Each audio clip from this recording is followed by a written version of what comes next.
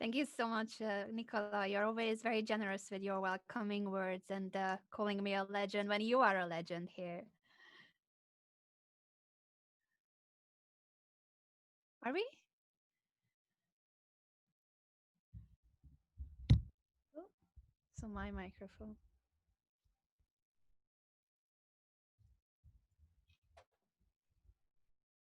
Oh, they can hear me, but they might not hear you.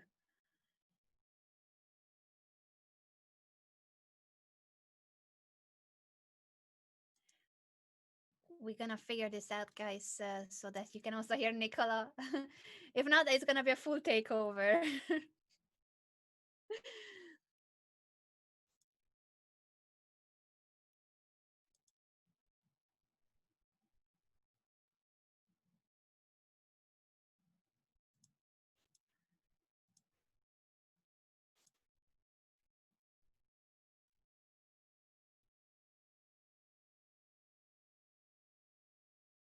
I'm sure you'll figure it out, Nicola. We are on this, and we will have Nicola's audio This soon.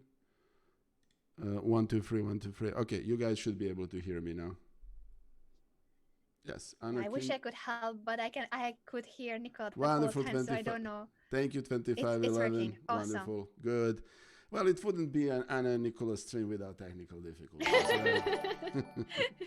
Absolutely. Oh, and thank you for the sub. Much deserved on this channel, Yeah. Nicola. I All should right. be subs forever. All right. So let's do try this one more time. Welcome, guys, to Nikola learns chess with one and only legend, international master Anna Rudolf. This is a special edition of our normal Wednesday stream. There was a little Twitch blackout happening on Wednesday, so we decided to switch to today. And thank you guys for joining us. Hello, Kimmy. It's very good to see you. Thank you, 2511. Good to hear you guys all. It's all good. Capricorn, thank you, and it's always good to see you, Anna. How's Thank you so much, Nicola. how I Chessable always Masters? appreciate your words. It's been great. I am enjoying the event so much. I was a little sad for Fabi today because I thought that world number one versus world number two is just such a big hit and everyone wants to watch their match. I really was hoping for a third day so that we can keep watching their games, but Yep. Magnus has won today again, which means that they will not be back on Monday. There might be other matches on Monday, but Fabiano has been eliminated by Magnus today. Yes. And just a quick shout out to Screws. Thank you, Screws, so much for 5 gifted tier 1 subs to OK Tested, Frankie Boy, Slayer6776, Jade, Grudges, and Arangal. Welcome to the stream. Thank you. Thank you, Screws. I appreciate the taste of my own medicine. That's always good. Oh, I love it. And thank you so much, Cruz, also for gifting me an emote. I'm collecting those pride emotes. Thank you so much. All right. So, just a very quick program announcement. I'm playing a match at noon Eastern Time against one and only Grandmaster Aman Hambleton. I'm trying not to get adopted. I don't rate my chances very highly, but I expect to go down fighting. So we'll see how that goes. And today Anna has a special game for me, so I'm looking forward to it. Indeed. And I sure hope that you don't know the game, Nikola, because it's by a famous grandmaster, legendary player, the one and only Vasily Ivanchuk. I was inspired by the match that was sponsored by Open Field Media on Fiona's channel. Fioncetta was hosting an incredible match. I It could only was. catch the end of the match, but I thought that was brilliant. Gata Kamsky versus Vasily Ivanchuk, two legends playing online chess for hours. Nicola, I think you have seen more of the event than me. I could only see the final games. What were your thoughts on this match? Well, I have to say that I was very starstruck because Vasily Ivanchuk and myself are approximately the same age. So when I was growing up, he was considered at the time to be a contender to the World Chess Championship title. That was also a time when Karpov and Kasparov were playing their 1985 to 1990 matches, and everybody expected Ivanchuk to contend for title, but he was always a very creative player and a fascinating figure. So for me, 30 years later, uh, yeah. Oh, thank you, Chef Master. You know what? My bad. You and I are gonna have a very quick. I'm gonna send you a note in Discord. If you join me in the Discord, you and I can have a little bit of a chat. So let me just add a link to my Discord for Chess Master. So, Road to Chess Master, and so for me to be part, sponsor a match and organize a match for a legend. And I remember Gata Kamsky when I was growing up was a wunderkind, was a chess prodigy. And oh, thank you, the last samurai, for the rating with a party of 28. Thank you so much, Well, thank you JJ. so It's much. always good to see you. Thank you, sir. Thank you for the rate. That's very Welcome greatly everybody appreciated. joining us for Yeah, Nikola thank you. Learns Chess. Nikola is telling us a story, and then we will start the training, which means that Nikola and you guys will need to answer a series of All difficult right. chess questions, but hopefully it will improve your chess skills. Correct. Nicola, please tell us about the rest of the story about So Ivanchuk. I had, and let me just give my dear friend JJ a diamond, which Oh, he so richly deserves. Thanks, JJ. It's always good to see you here. Thank you so much. So, Gata was a prodigy. Gata was equivalent of what Ali Reza is today. In other words, a very young chess prodigy, and everybody was very eager to see him play for championship, which he actually ended up doing in '95 against Karpov. And I am for me to organize that match, that was like a dream come true. And hmm. and just to say one last program note, there will be a next match, and I think we're formalizing the date right now. Hey, Frappuccino, thank you for the host, my friend. We have a match against Badur Jobava. Wow. Yes, and we don't yet, and Korobov. So that's the next Oh Open Field my. match. So that's hey, Chess Melissa, it's good to see you. Thank you for joining us. So I'm looking forward to that match, and then we'll go from there. Jobaba versus Korobov. We had a question on the Chessable Masters broadcast about which Chessable Masters participant would the viewers want to challenge for a banter blitz. And even though Korobov is not playing in the Chessable Masters, he was also one of the selected players by our lovely viewers.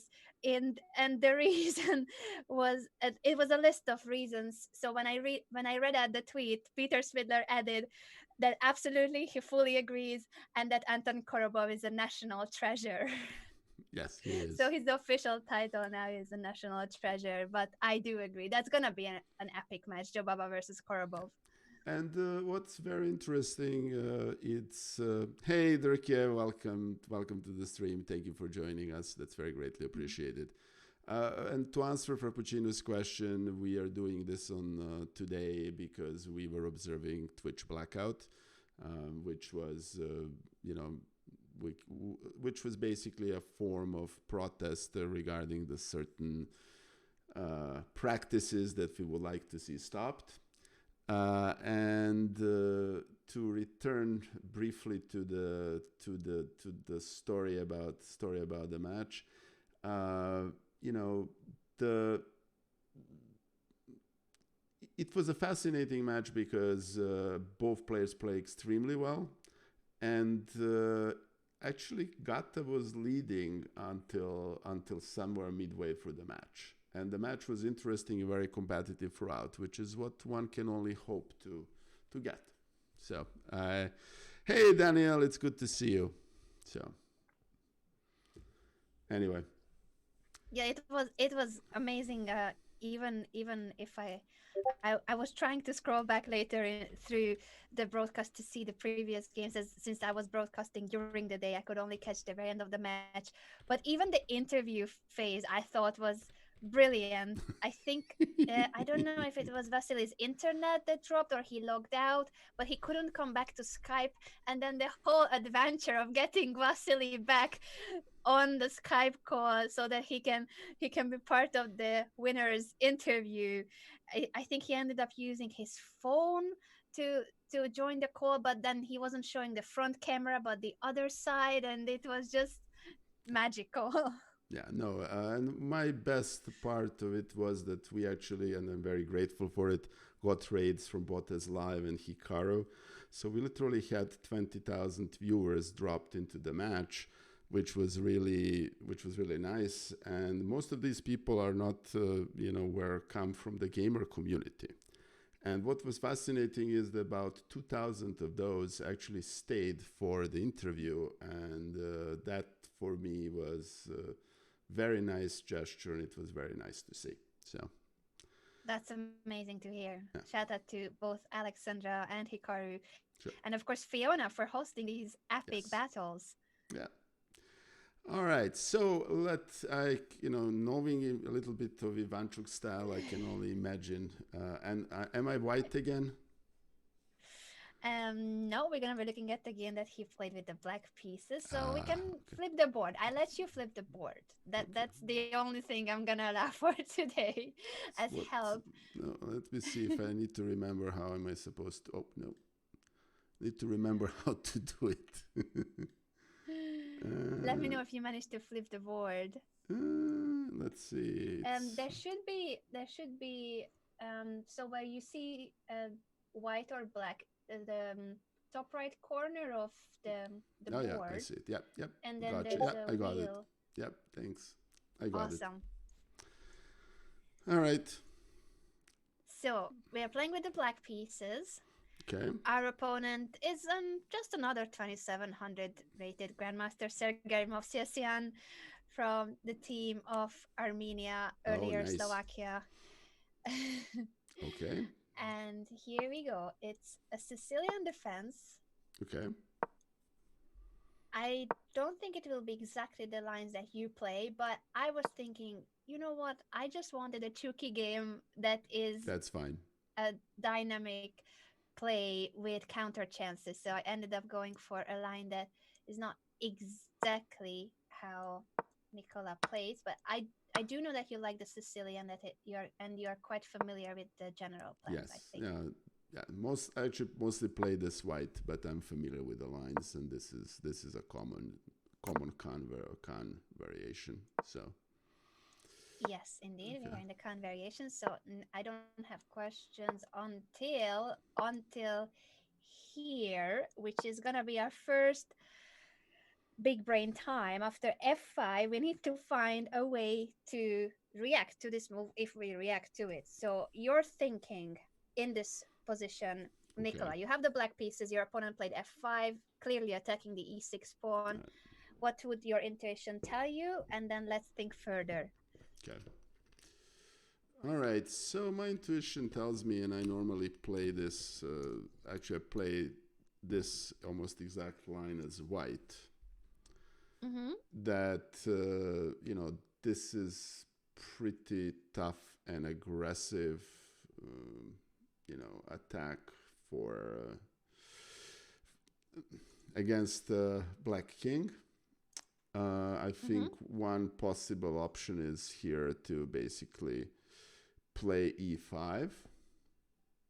Mm-hmm. Um, Another option is, well, there is really this f5 thrust needs to be parried in a certain way, and I really don't like the position that results if white takes on f5, black takes on f5. Mm-hmm.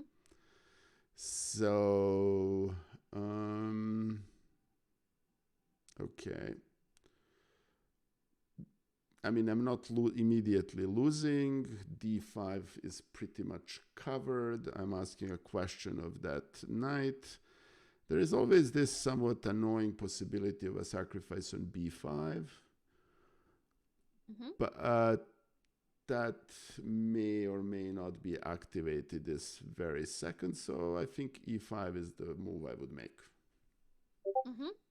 Very good response, and also your reasoning. Indeed, we need to do something about this e6 pawn. Taking would be suicide. In terms of the structure and the strategic ideas here, we need to keep our pawn structure as healthy as possible. e5. That does weaken the d5 square, but that's pretty common in the Sicilian Yeah. that you can do this to your structure, and there are a couple of variations in the Sicilian that do it straight out in the opening, as long as you have active pieces and manage to create counterplay. So after e5, the knight went to b3. What's next in terms of development for black? Well, black needs to make a strategic decision here whether to castle or not. Very good. And obviously, castling long in Sicilian is a suicide, so that's right off the table rather immediately. Oh, we have a poll. I'm actually, let me Oh see. my god, that's brilliant. Times. Times Milana say, oh my, shout out to whoever made the poll. This is brilliant. All right, Shout out to the moderators. I'm gonna vote for over 10 too. Me too. I like to win, so I'm gonna go for the safe Okay. one over 10. Thanks, Andre Remy 123. Okay, so all right, so yeah, so what is the plan here? Um, Yeah, we just are to how would you place your pieces in terms of development, the pieces that are left to develop? well, this bishop needs to go on e7 at some point, so that might be an Yeah. extra natural move, Mm-hmm. assuming that I want a castle. In Mm-hmm. quite a lot of Sicilian positions, you do not castle, and this actually may be one of them. There is a d5 thrust that's actually possible right now, but I'm not sure it's the best move right now. So that's a one candidate move. So bishop e7 Mm-hmm. is one candidate move. Thrust make doing d5 is another. Knight is supposed to go, and that's a good question. Knight from b8 can go to d7 or c6. I think d7 is more natural. Mm-hmm. And the question here is, what is the white? What is the white's? Hey, Kalia, it's very good to see you. Thank you. It's good to see you. Yes, Andrew Ram 123. It's queen at b8 can and should go to c5 to undermine the e4 pawn.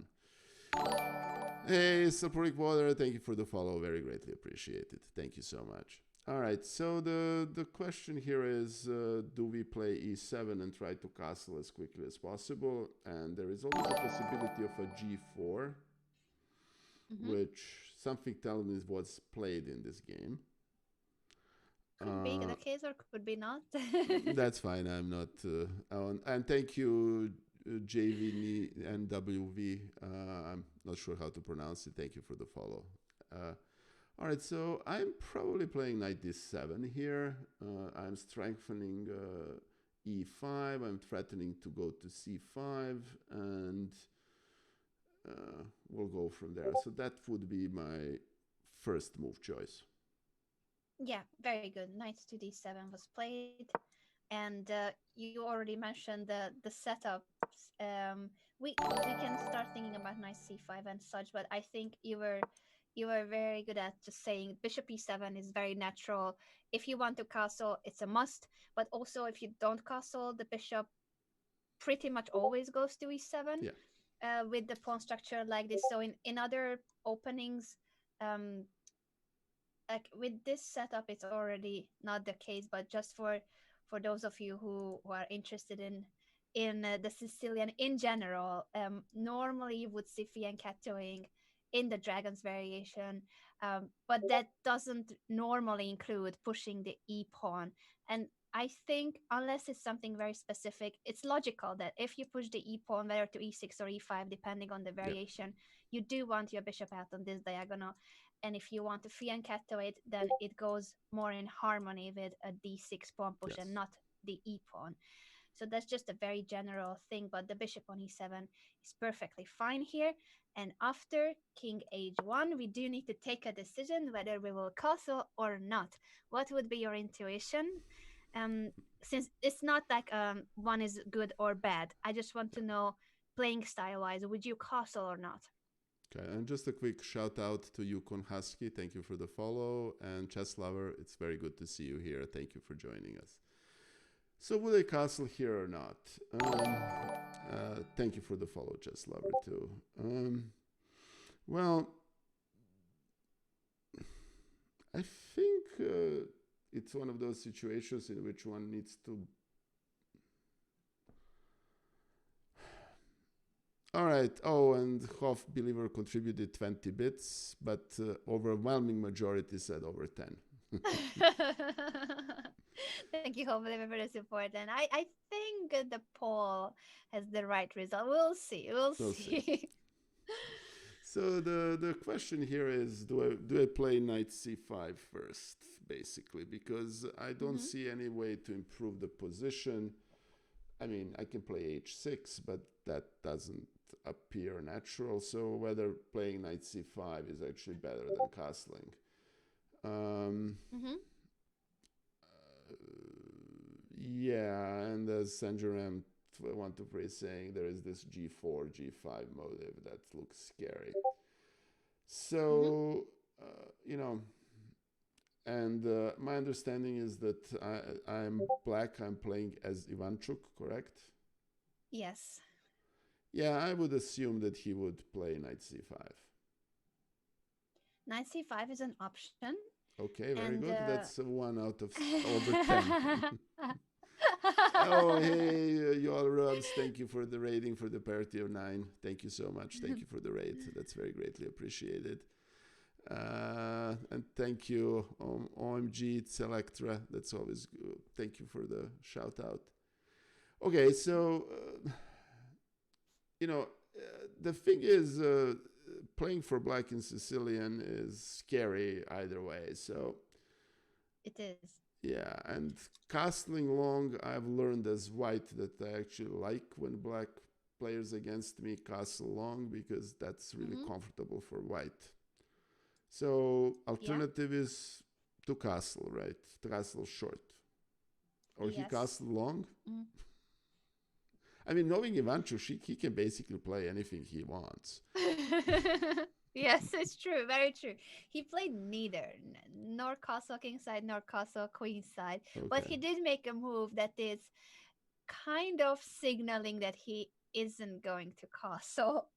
What do you think it was? Hmm. Okay. Right. So signaling that he At is least not he will not castle one flank. I should correct myself there because you cannot really prevent both sides at the same with time. one move. But Yeah. yeah, Well, it's kind of difficult to castle long anyway. So this would be. Hmm. Okay. Um, well, there is a good old pawn challenge on g6, which is possible, mm-hmm. which is scary. And Mm. uh, okay, d5 doesn't work. So what he basically wanted to prevent g4, Hmm. and so he played h5. Yes, he did. How Okay. did you come to the conclusion? So just to prevent g4, and then what will be next? What do you think? So yes, he's preventing g4, but do you think he played this move solely as a No. defensive prophylactic idea? No, but it's an ambidextrous move, if I can use the term. He Mm. is basically preventing the one big strategic plan that White has, which is to play g4, g5, and at the same Yes. time he can, to paraphrase Fiona, he can, or Simon Williams, he can push Harry forward. Yes, Harry. Yeah. Harry will be pushed in this game. Very good, very Yeah. good. Before we continue with the game, I do want to take a look at an alternative. As you guys know, I do like to check other interesting options too. Since Castle Kingside was an okay move, maybe engine wise better than H5, but once again, I think it so depends on the playing style, and you guessed well, Nicola, that Ivanchuk wasn't gonna castle. But I do have an important question here, because Castle Kingside, we need to know what happens after G4, because castling kingside means that if white gets those pawn storm in real quick, we will be in trouble. So what is the right reaction to G4? Question to the chat as well. Mm. Don't sit back and not do anything. Okay. Oh, and we are actually doing one thing for OpenFin Media today, which is we're doing project placement tests. So this is a Gerolsteiner mineral water that I really Oh. like because it's very mild. So just bear with me Hmm. while I'm making this, which we're gonna then try to pitch to someone. So bear with me. Hmm. So the question here is, how do we handle G5? Because G5 and F6 is genuinely scary rather quickly. Right. So we need to play H6. Or we can try, we can't really counterplay with, how do we stop G5 here, right? You know, if you push D5, that's a free pawn. Is it a free pawn? It is not a Well, free. let's think about that. It's not a free pawn. Okay, so option one is to go passive and play H6, which I already don't like as I'm talking about Hmm. it. And option Yeah. number two is to push D5. Hmm. What is And it that you don't like about H6, apart from the fact that it's passive? How do you think white would continue here? well, if he is so inclined, he can push H4 and just go all in. It's possible to go all in with H4. Yeah, Um, what yeah. other candidate moves do you think white has here? H4 and anything else? Structure wise, so it makes sense to either go H4, I mean, he can push G5, G. or White can push G5. We can also borrow a book from King's Indian and play something along the line of knight e8 and count on bishop to stop it, but that looks a little bit scary. We can't yeah, really allow yeah. we can't really allow G4, G5, and F5 pawns to attack the knight because that's going to be pretty ugly pretty quickly with the Yeah. battery there and the bishop on D3. I think playing D5 at some point is a bit of a must. Thank you, Jericho. I'm gonna. The Hmm. volume is too low. If it's my volume, I'm gonna increase it a little bit. I hope this is better now. Okay. All right. Yes, as you said, H6 is too slow. G5 immediately is also very strong for the fact that it opens the G file, and Yeah. there's not more space around the king to organize the defensive plan No. here, unfortunately for black. So very good. G6, G4, H6 is a bad response. D5 indeed is the right reaction. What happens here after D5 if well, if I take, let's calculate first the capture on D5. How do you think white Capture. would take the knight or pawn? Well, the queen is overloaded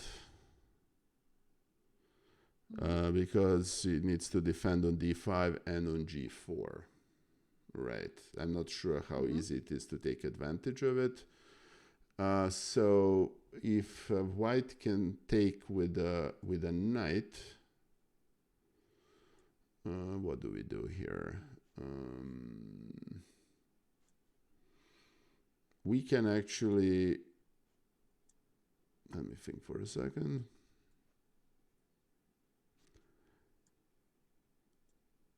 The question here is.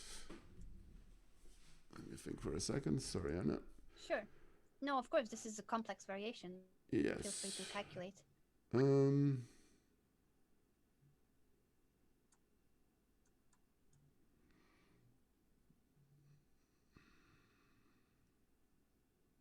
But we don't need to take on d5 immediately. Hey, Trolloc77, thank you for the follow.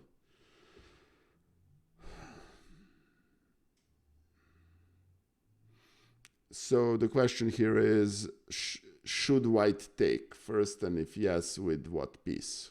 Correct? Mm-hmm. Yes. Okay. Hey, Dr. Lano, it's good to see you. Yes, it's white's move. Um,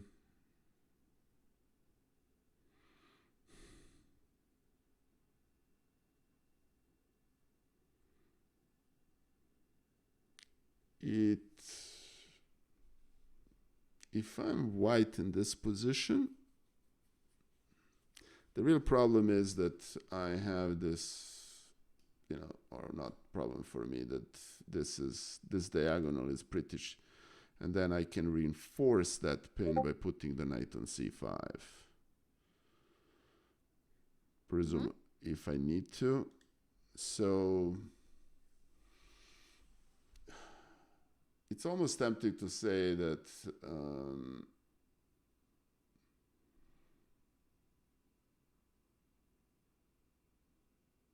can actually white push g5 here instead? All right, so let me think for a second. That's an important alternative, yes. So let's play out some of those moves with the trade, because you have come to the conclusion that maybe g5 is uh, more of a forcing move that can be dangerous. So you came to that conclusion after calculating the trades on d5. Let's play out some of the lines that you have calculated. You can play out Okay, those moves on the so board. let's assume I take it that well, we can play this out. If I take this here, Yes.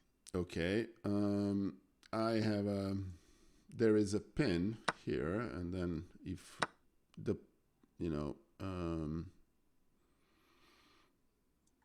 the problem here is that this is with a check,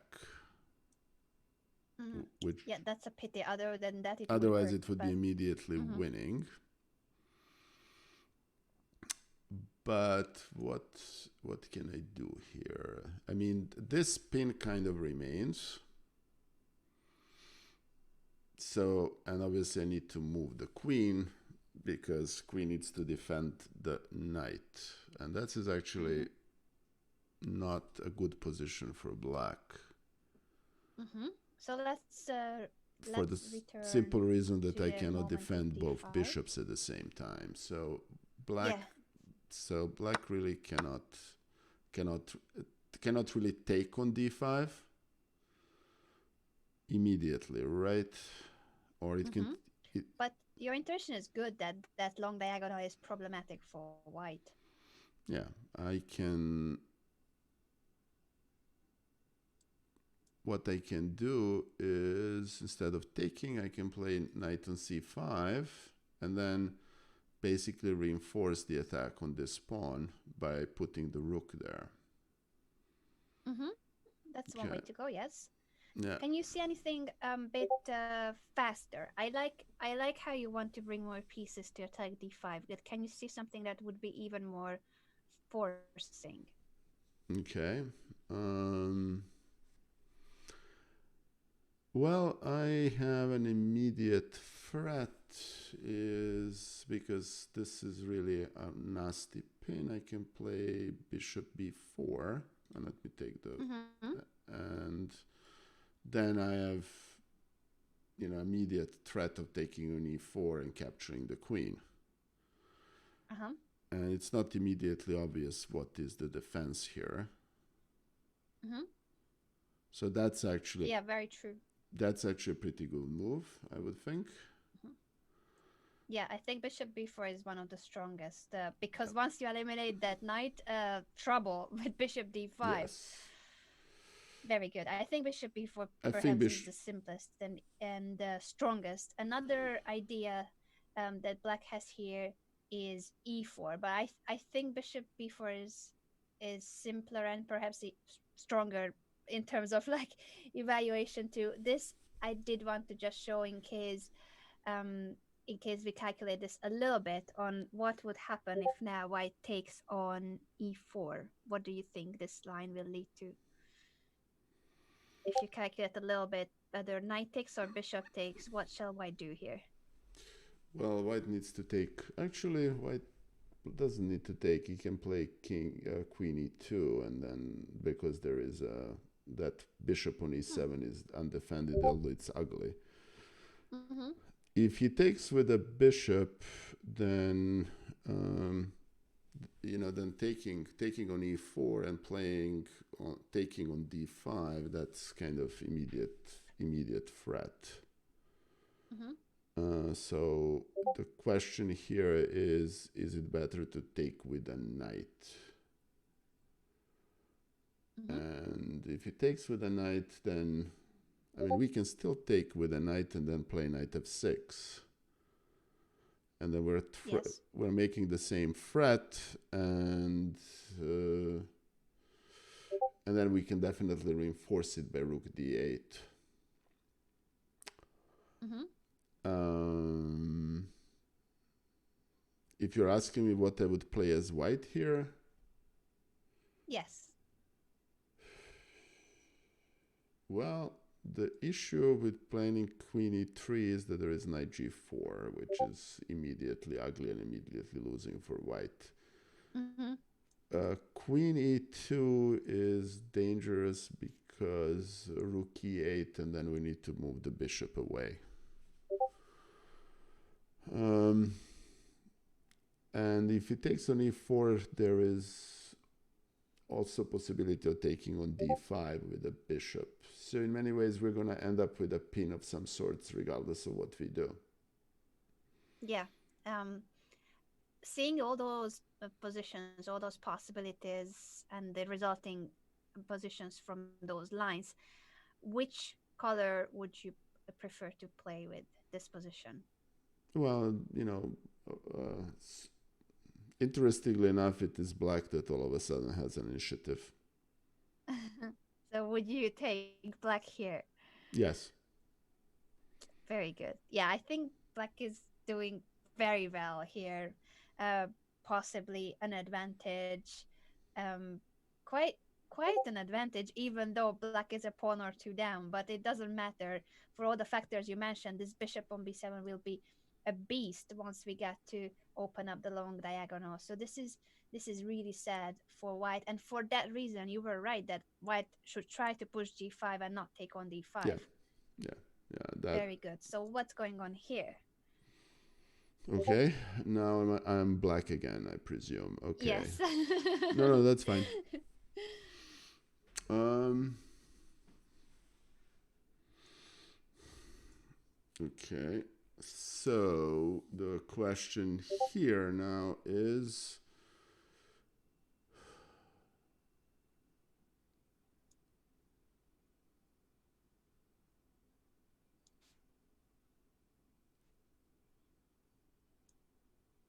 well, the question here is that I really don't have much of an option here. If I move the knight from f6, white is going to Mhm, push f6, and that's going to be ugly very quickly. mhm, So I think I'm almost forced to take on e4. mhm. Yeah. Okay. And what happens after taking on e4? What's the line? Let's calculate that a little bit blindfold. Okay, so if we take on d4 with a pawn, because there is also a possibility of taking it with a knight, but the, white can, if white takes with a bishop, then we can exchange the bishop, and then we have a nasty pin. So the Mhm. proper response is probably to take it with a knight. Okay. And then We also have an option. Then after we take it with a knight, um, can we play knight d5? Probably not. So what we need to play here is we can do a wholesale exchange, but that basically leaves us with a weak pawn on e5, and white maintains an attack. We need to maintain the tension. So how do we do that? Hmm.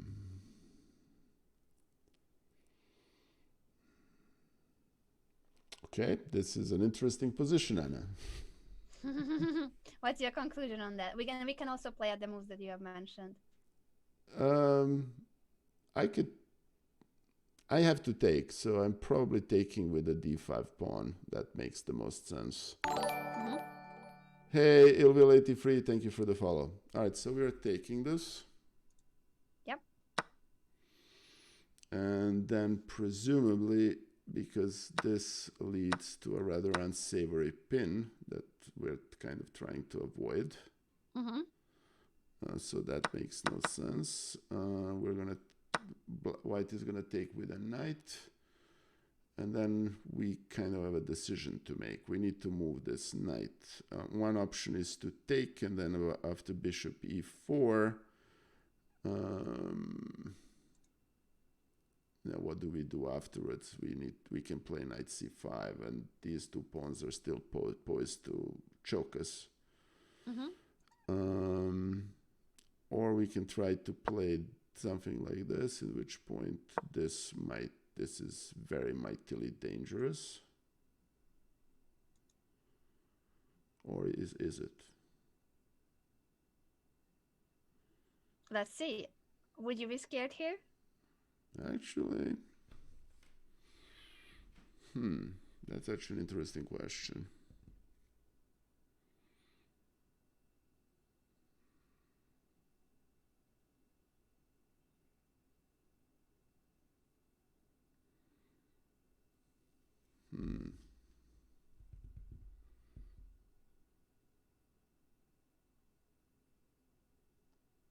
No. Well, maybe I shouldn't be. If I play knight d6, this bishop is going to remain undefended. Uh-huh. But I can play something like this. And if you take on g7, I can just move the rook, and then this pawn is kind of defending me. I can also play this, at which point I'm sacrificed the two pawns for piece for two pawns, but I have this. The nasty pin is still there.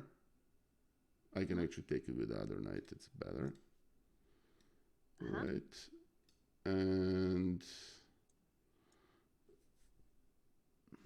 Jesus, this really is a complicated position. It's very, very complicated. It's very, very complicated indeed. But you're saying some lines that are very interesting. In terms of intuition, what's your feeling about this pawn push? Do you think it would work out for white, or can black defend intuition-wise? Really, it's too complicated to know. But what is your feeling about it? Intuition is that it kind of has to work. Mm-hmm. But it's not the fact that this king is on it's dangerous for both sides, basically. Yeah, because of the long diagonal. You're right. Yes. So this is one of those things that if I had in a long game, you sit down and you try to calculate all variations. It can take 10 to 15 minutes, and if this is where engines are better than humans. Yeah, it's very easy for engines. For instance, here I wouldn't know myself if this is better for white or black, and I would be scared playing this for the black pieces. But as you said, engines are just very cool about whatever is going on. They say take on f6 and then take it with the knight from d5, and they say that this is better for black according to the engine. But I think this is still a double-edged position for humans. So pawn up for black, and obviously the long diagonal pin is helping, but it doesn't mean that this position is without danger. Thank you. Okay. All right. It's like there are motifs with queen f5 to put pressure on this pawn, bishop h6, coming to g1. white also has threats, so it's not just oh, black is better and there's no counterplay. This is anyone's game, I think. Yes, this is even too wild for my taste. To be very frank, this is the open G file. So what's the continuation here? Play queen h8, put the rook on g8, try to defend. Uh, I in, stopped analyzing this after bishop h6, king h8, because I was like, okay. okay. I mean, it's logical if we think bishop h6 attacks the rook, but even more importantly, it is also threatening mate in a few moves. So now that's a big deal if the queen gets to g7, and for that reason, I'm guessing this is an only move, but it also is it's supposed to be a winning position for black. It gives over -2 the engine for this position for black, imagine. Yeah, this accounting material in a position like this doesn't, and for both sides, that's Yeah, yeah, okay. yeah. I presume this wasn't a simple swindling. Yeah, chess lover, exactly, not for the faint of heart, and I wouldn't want to play this in a, you No, know, uh, no, I think actually any type control, to be frank. and one way you can avoid this with black when we were looking at, so d5 is a must. Yeah, If black had castle g4, the only way to keep the game in balance and is have d5. chances for both is d5. Otherwise, white just gets their attack first. So d5 is a must, and if g5 taking on e4 is the Is right a way to must. go. You Yeah, can take with knight or the pawn, and if you don't want to allow that line that we are looking at, then after knight takes e4, knight d5 is really interesting. But if you don't want to allow f6, then knight takes e4 makes sense too, since that's a tempo to trade. And if bishop takes, let me see the line I was analyzing. I was looking at this position too a little bit. can we do And queen c4 though? No, we can't, because we're gonna in lose. which position? No, we can't, because we're gonna lose the rook on a8. No, ignore it. That Sure, doesn't work. sure. So this position is equal material, but actually the engine likes it a lot for black. And even though we have to trade our large squared bishop and the queen is protecting the long diagonal, this king still is going to be vulnerable because of the pawns being so far advanced. So I think it's that long-term understanding of the engine that right now there's nothing wrong with the king on h1, but because of those factors and that Yeah, we have attack on the other side too. So black is ahead in development and black has the initiative and black's king is safer. For all those factors, I think this is a really pleasant position for black.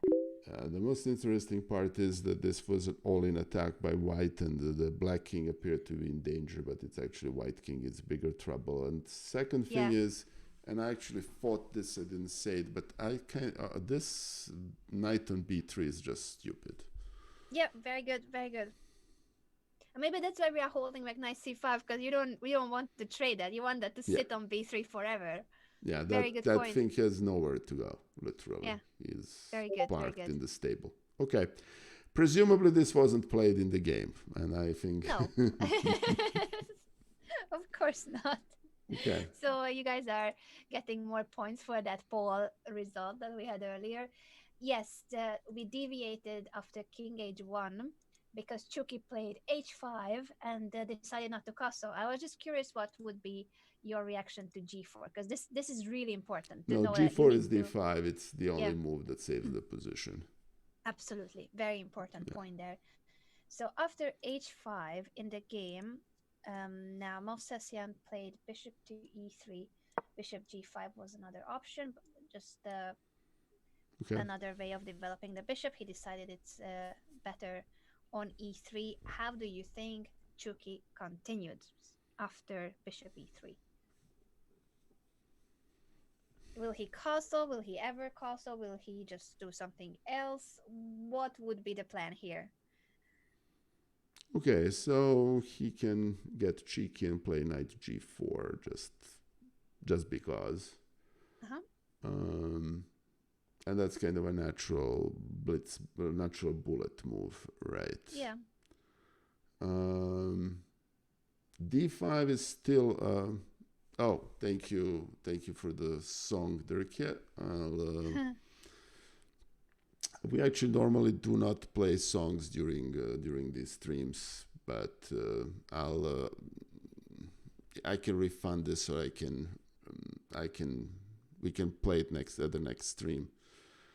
Um, That's a good song request. Thank you for that, I Turkey. can we can play it, Oh, Anna, it if was you a want. joke. It was a joke. I actually really The like song the request. song. Yeah. Me Okay. too. Me too. And Okay. the dance. Okay. All right. So if the D5 is still fairly strong, but it's obviously. Oh, I missed the whole DMCA YMCA thing. All Ah, right. all We right. We got it. didn't get that It joke. went on all on top of our heads. Okay. I thought it was a typo. Oh my God.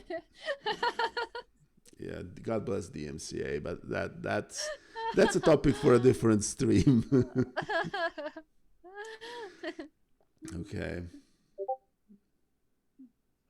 So knight g4 would be one of your candidate moves here. Okay. So actually, bishop e3 is a rather surprising move for me, to be frank. Mm-hmm. Uh, Bishop g5 appears more natural, but that's perfectly fine.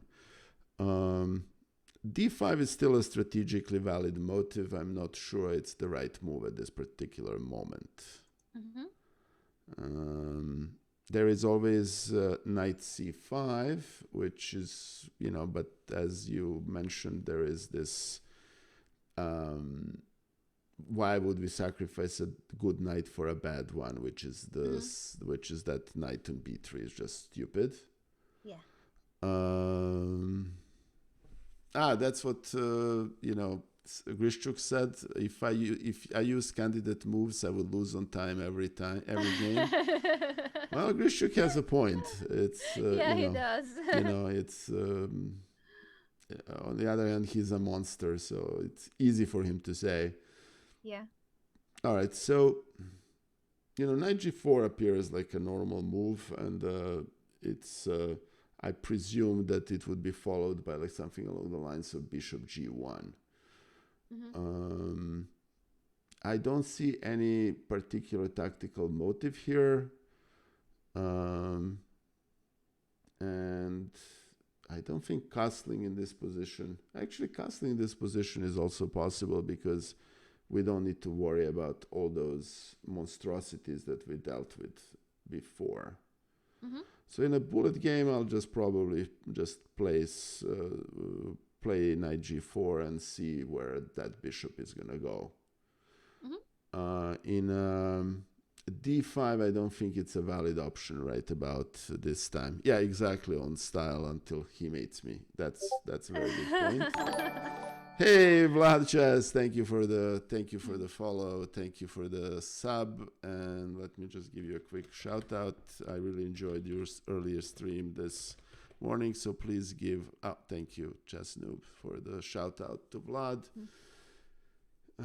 He's a fellow streamer and his channel is really informational and really good. They do all these sorts of special events and matches. I really enjoyed it. I wish I could have participated this morning, but I couldn't. So, okay, so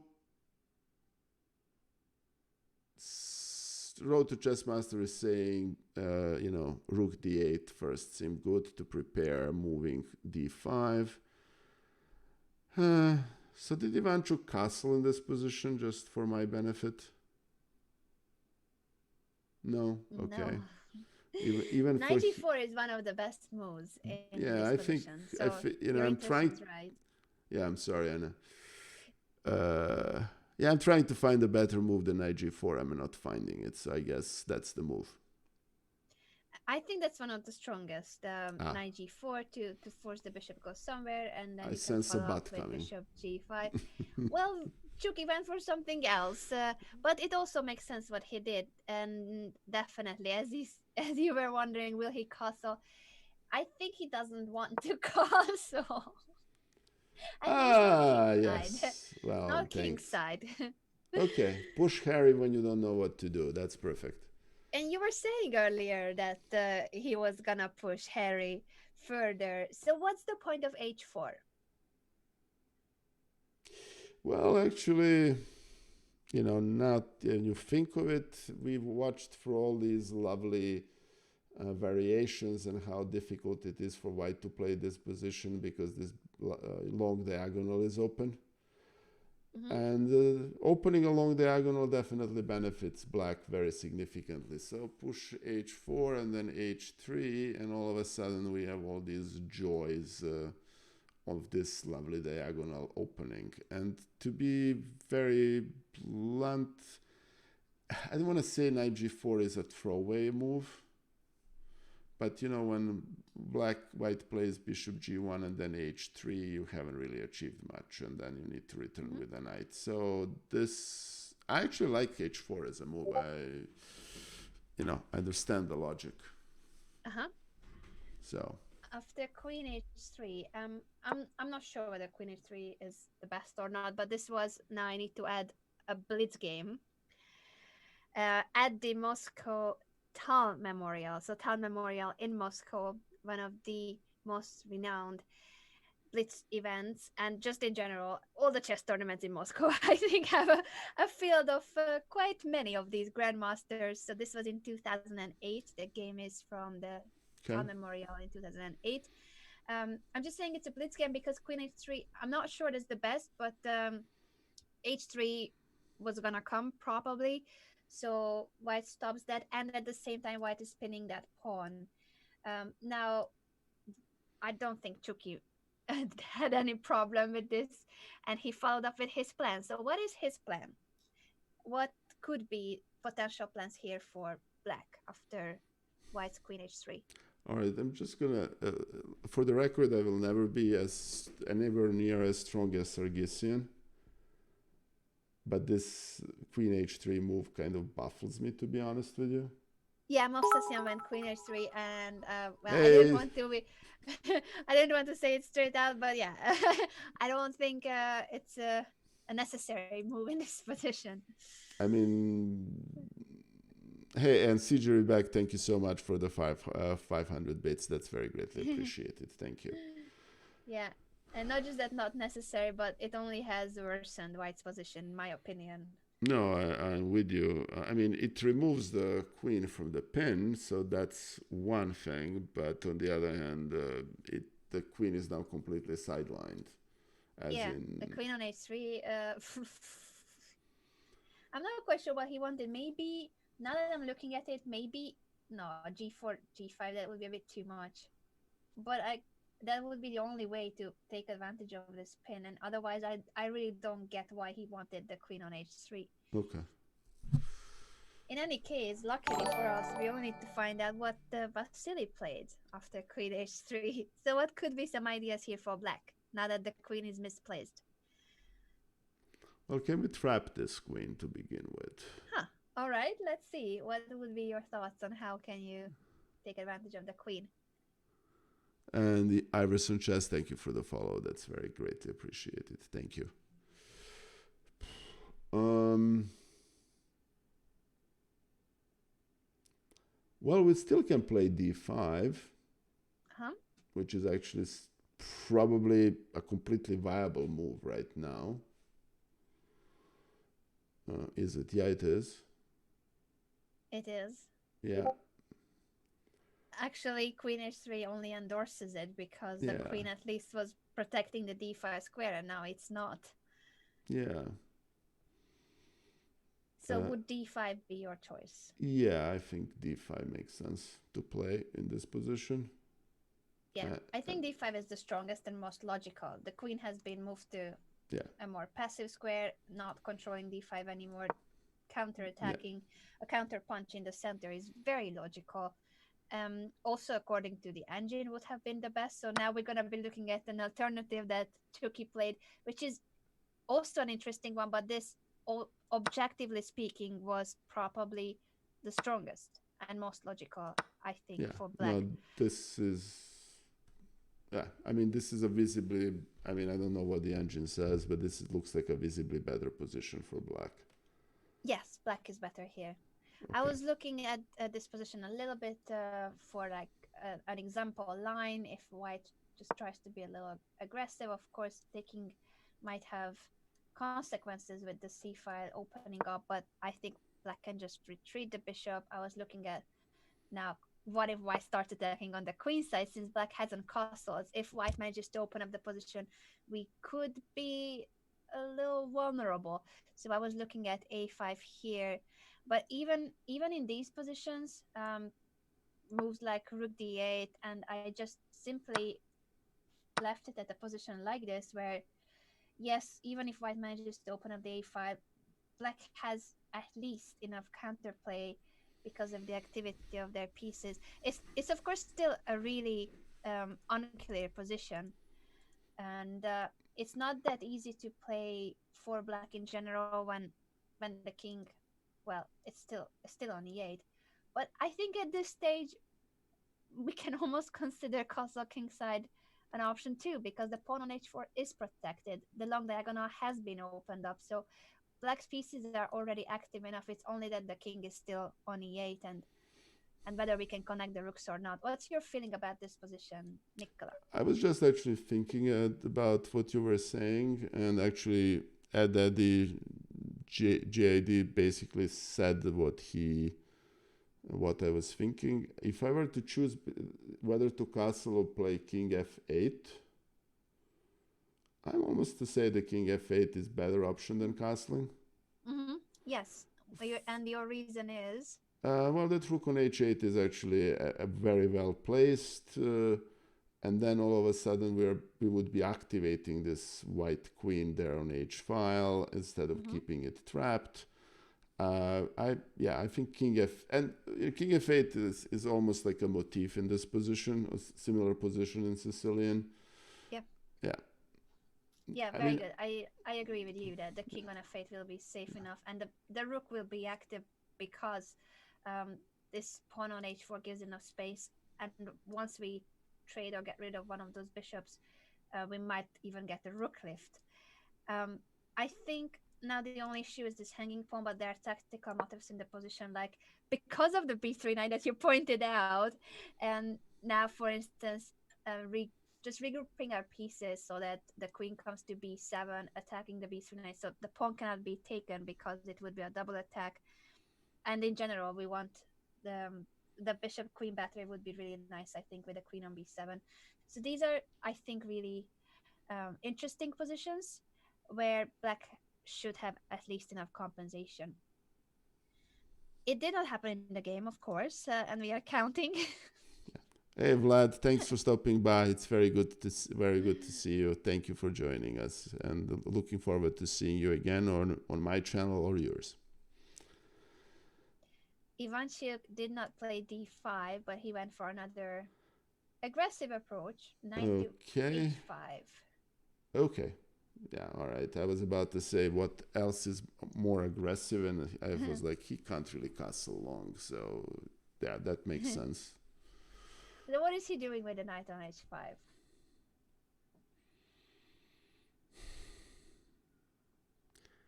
He is trying that obnoxious check on g3, which is one of the possible motives. Mm-hmm. If uh, if he manages to displace that bishop on e3, then then f4 is such a beautiful place for the knight. Mm-hmm. Um, I guess that's enough. I don't think I might be missing something, but that's No, that's perfectly that's fine as an actually good enough. explanation. Perfectly fine as an explanation. Let me just promote this line because this was a Sure. game indeed. Now we are looking at Yeah. what happened. Movsesian played rook a to e1, and Ivanchuk followed with simply another knight jump, improving now the d7 knight. Were there any tactical motives to calculate? Let's decide that too. And Diana, thank you so much for the raid. Thank Thanks you, to everybody Diana. for coming That over. Thanks, Diana. It's always a pleasure to see you. Let's give a can we give a shout out to Diana, please? She's a fellow streamer and she is a great lady. And let me see if Diana is.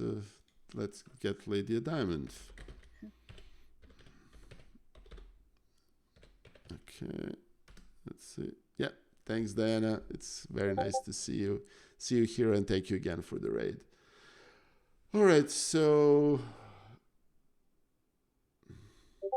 Yeah, I was just asking if there are any tactical ideas that need to be calculated. For instance, let's go for the most straightforward knight g3 check. Does that make sense here, no, Nikola? because that the rook on h8 is undefended. Yes, very good. So this is very tempting as a tactical motive, but it cannot work just yet because the Yes, rook is not protected.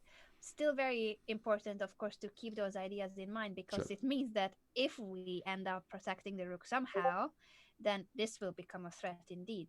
So Something tells me. first, I'm sorry, Anna. sorry. No, no, no. Please, I'm interrupting you. Go ahead. Sorry about that. No worries at all. I was just gonna say that yes, your intention is correct about that. That something is telling you that it might happen in the game, that move or not, but the idea is In there, other the words, tactical our motive. dear friend, our dear friend Chucky is gonna castle long after all, after telling for all this time that he couldn't. No, it makes perfect sense. Heck, he can even play Scream Sparta and play King D7. It's true. Maybe that's why he plays knight df6.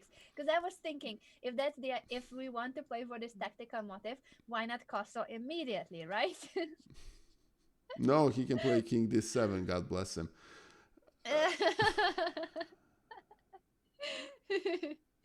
Yeah, maybe I was looking at castle queenside just a little bit out of curiosity because I was like, isn't it straightforward that black wants to All play right. knight g3? But it's not that easy because the No, it's of not. course this is like engine lines, but if white starts attacking the black king and then says a similar case to what we saw with bishop h6 in the other line, remember Yeah, when yep, white yep. won the exchange. So just because we win material, it doesn't mean that No, white has to resign, and oftentimes these positions can become really no, tricky. no. So And I'm that not knight, sure. yeah, and that knight of D3, G3 is more powerful than the rook of an F1. No,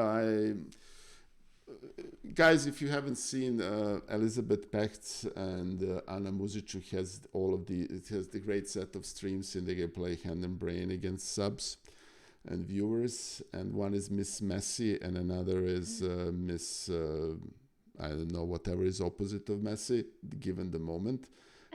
And I can just see two of them fighting over castling long, and that's the association. Now, castling long doesn't make sense. It's so, but that's a motive that's there.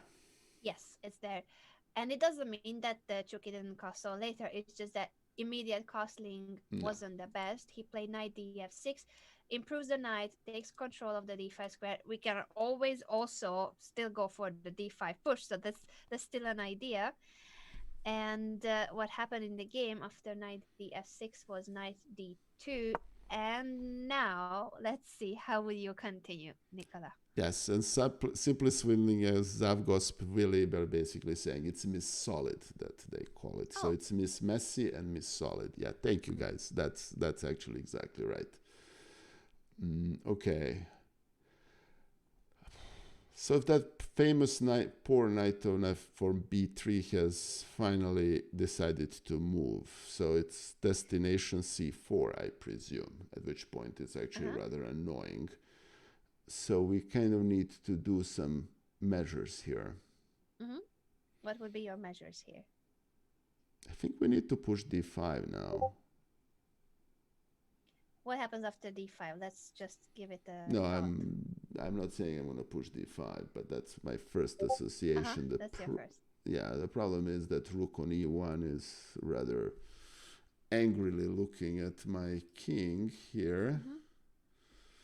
So, and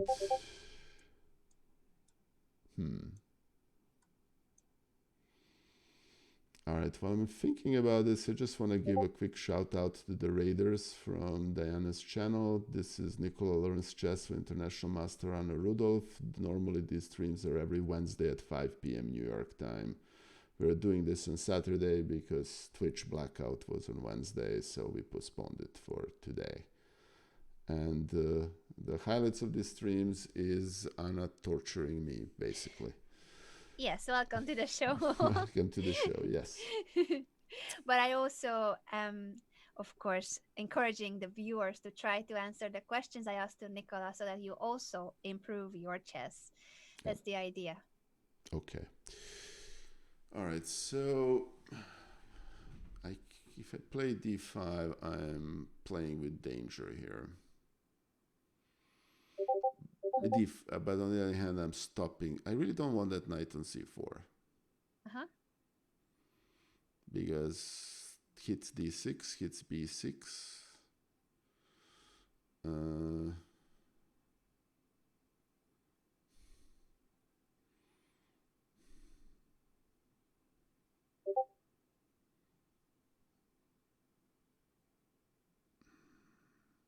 top of it, I can't even defend that silly pawn on b6 to begin with. All right, so hey, Jesse Chess, thank you for the follow. Very greatly appreciated. Thank you. I guess I have to play d5, Anna. I think d5 is really interesting, but as you said, it's gonna be a mess with the e file opening up a position like this where we do get our central pawn break, but we are also opening up the e file where our king is. So these are really sharp positions, and I think 3 possible results is the evaluation. Yes, agreed. So I presume that's not what Vasily played. It's not what he played, but it doesn't mean that his move is better. Because it's a blitz game. Once again, a reminder, even these legendary players, Movsesian, 2700, Super Grandmaster, Ivanchuk, needs no introduction with the black pieces here. And he calls out queenside. Finally. Yes. And now it's the moment to do it as opposed to 2 moves ago. Gee, all right. I mean, look, Ivanchuk is probably a strong candidate there with Keres for the strongest player. Well, for the record, Ivanchuk can still become a world champion, but you know that hasn't been a world champion. Okay. Actually, it makes sense. And what did our super GM play here? A5, knight c4. I thought knight c4 was definitely a move that Mossessian must have considered because it's very straightforward. The question is now, of course, this move is possible. We were talking about how when the rook is protected, knight g3 is possible. And we need to compare this to the other line where we were looking at just to show the difference. We did briefly consider a possibility after knight h5, rook a e1, and castling to go for the same motive of knight g3, and we were saying that here white could just go on with the queenside attack and not mind that we can take. But for instance, in this position, probably an intermediate move like this makes sense, and then taking back.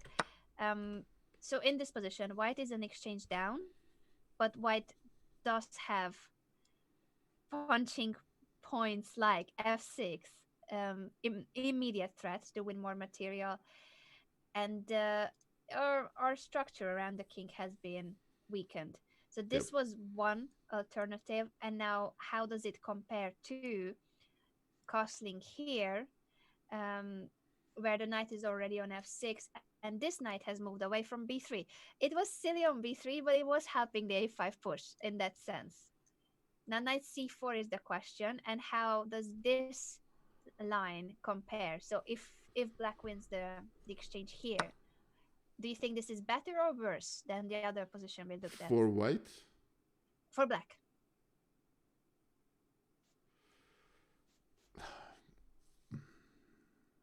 So basically the question is whether knight on b3 is better than the knight on c4. Yeah, and the pawn was on a5. Also, I'm forcing you to take the rook, but it's actually not obligatory. So I'm gonna leave it the position here. Okay.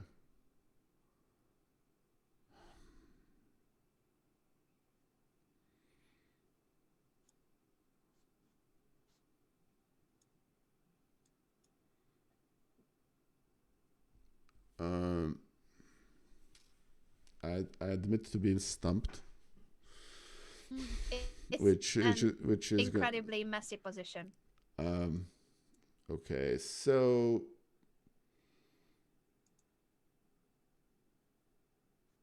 it's almost.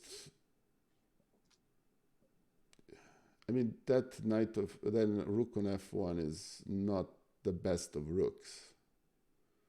Yeah. So you're saying that you wouldn't want to trade your knight for it since it's not doing much. That's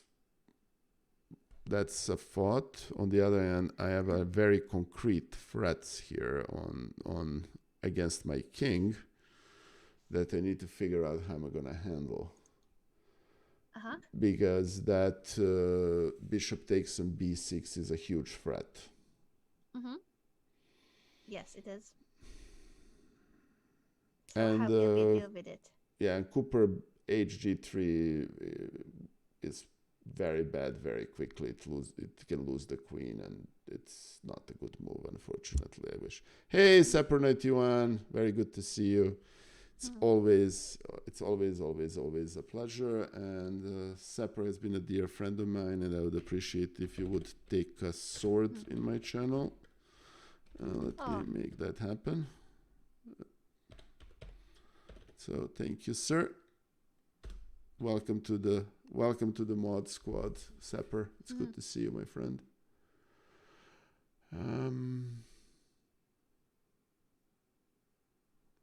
All right, so let's look at some stuff concrete. So bishop takes b6, as you were saying, is a big threat.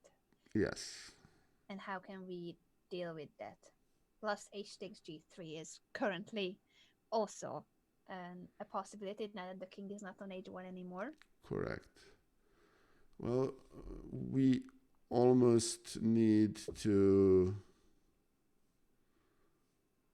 All right, so that's why I mean, you need to get the knight back to d7. I don't see any other way to defend it. But whether you do it...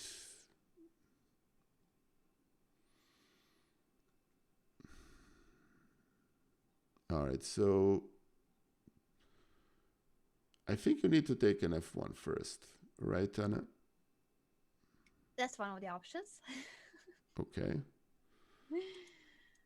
Another option is that if we take on d7, takes, there is a knight, there is a bishop on h4, so that's there. The problem is if we put the knight on d7, then there is this interesting knight d5 interlude, which is not pleasant. Okay. Not to mention that if I play knight on d7, there is this lovely f6 thing going on. So I can't really play knight d7 as of yet.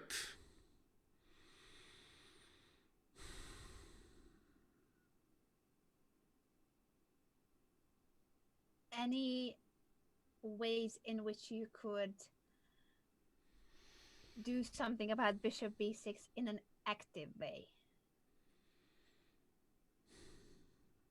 In an active way. Yeah, in a way that even if you cannot prevent it, but it will not make that move so strong. Maybe I'm not helping at all with these. No, that's perfectly fine. I think this game was designed for Anna to show me how much I still have to learn chess wise, and it's we all have to. This is a crazy mess. if that was the intention, it was very successful. I'm glad. That's always my goal, to choose a game that's messy. and where we can learn a lot from all these counter punches Yeah. and evaluating the position. Okay. Jesse, unfortunately, Queen D7 is Botta's gambit. It takes on B6, and it's just all I right. think Chess said it on purpose to honor Alex. Yeah. Okay. And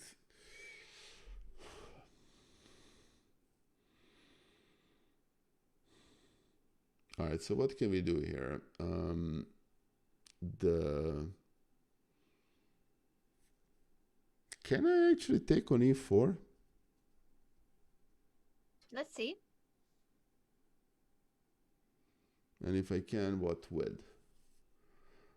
Well, then there is then takes on B6, and then what I do, then the rook comes into play, and I'm losing a piece, and then if I take it, there is this stupid F6 thing.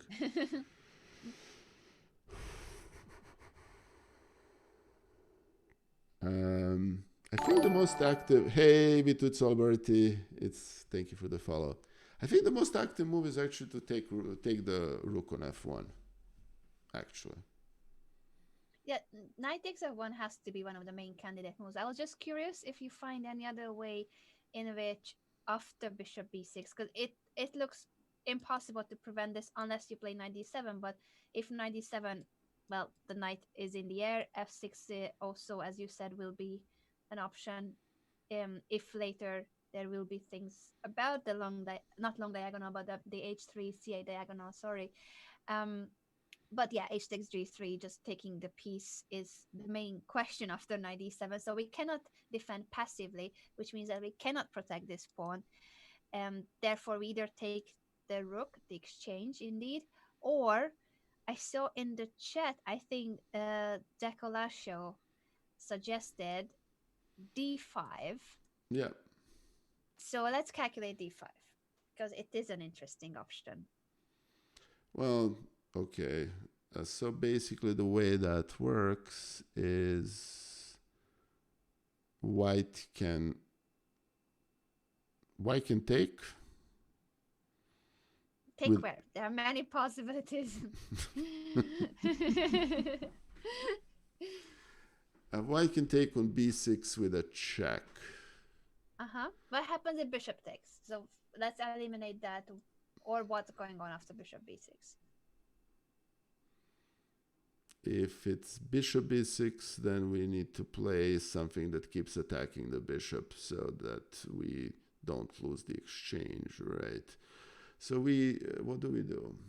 If it takes with the bishop, but we don't, this thing is also hanging, right?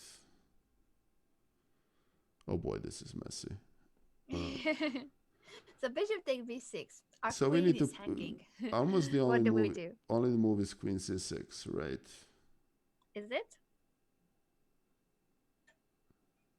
So okay, hold on.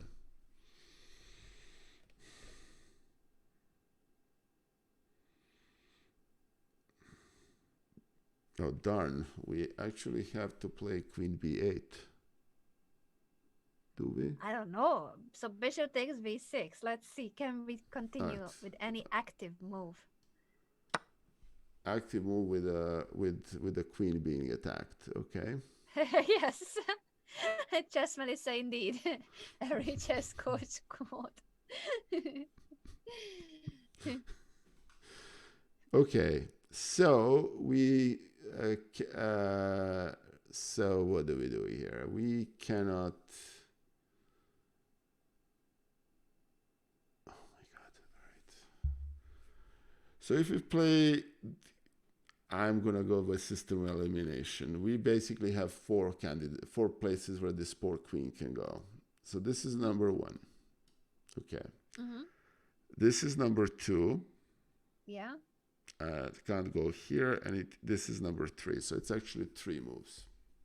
Yeah. Okay. Forget about the rook for a second. Yes. Let's forget about the rook for a second. If we go here, there is this lovely thing. And then this bishop is not hanging. so we Mm-hmm. can't take it. So we need, if we play here, white plays here, we can take the bishop with Yeah. check, which is actually fairly significant. Mm-hmm. So that's actually the best move. I'm sorry, not that. Jesus. Yeah, among queen moves, I agree that queen c6 is the best. My question is a Oh, queen I'm move sorry. the only There's a option? bishop c5. Okay, fair enough. Very good, very good. So what's the difference? Why bishop c5 is stronger? Because we are not losing material, among other things. Yeah, it's a check, so we are getting out of the queen being attacked with a tempo, and Yep. that means that it will be our turn after this trade. It's our turn. The queen is not hanging anymore, but what is hanging is this knight on c4 after Yes, white and deals I with the should have check. seen So this sooner. Okay. Not yeah. not to mention that the only move white has is this, which is singularly ugly.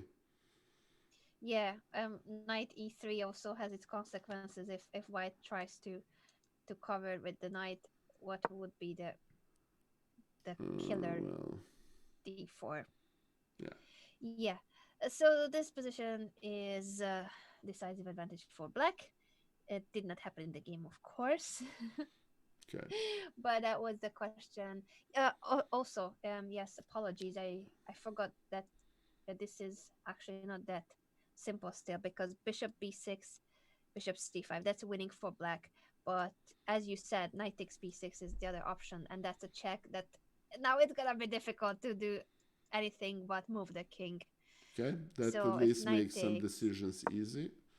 yes, king to b8, and now if the knight is taken, how would you continue? We are a piece down at the moment. Is knight taken the best move? I think so. Okay. Takes white has to take something. Okay. Yeah, and the other option is to take this pawn, which is defended 3 times. So Yeah, okay. that's an option for sure. But I guess after the trades, we can always go back to knight takes f1 at the very end if we want to grab material. Okay. So all right. So the messiness of this position has actually uh, decreased. Believe it or Why not. so? Why do you think this is easier? Well, we eliminated the couple of threats of the board and couple of pieces. Well, actually, one piece. So that's called meaning we simplify the position. I'm joking. Yeah. I like your thinking, Nikola. Now that Oh, we're a thank you, piece Anna. down, it's simpler. So, advice of the day: sacrifice a piece, and your position will be easier to understand. Okay, No, just kidding. Just kidding. this is called being slow roasted, chat.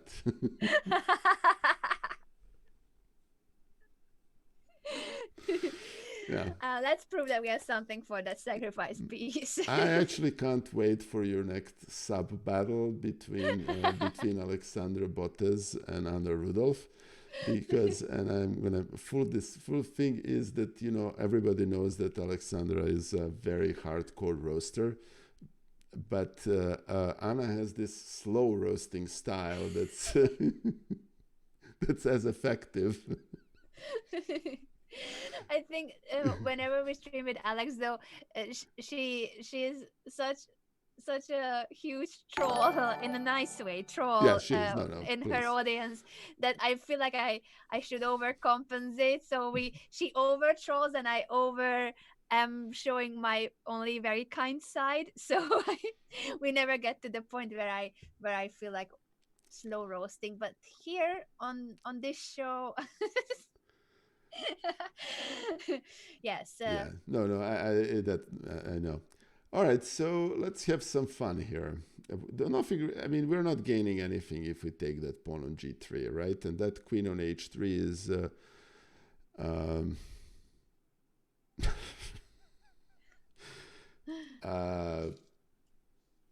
might as well be in prison. Uh-huh. So we don't really need to take that pawn on g3. The question here is how can we improve our position? And we can play d4, which kind of is a natural move.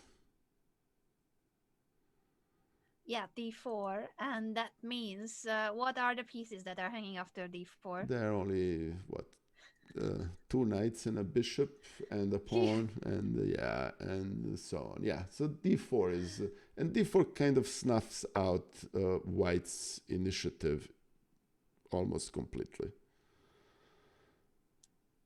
Yeah, d4, as you said, only three pieces hanging. So we are a piece down, but we are winning back at least one, if not two. Yes, this position should be good for black. Okay.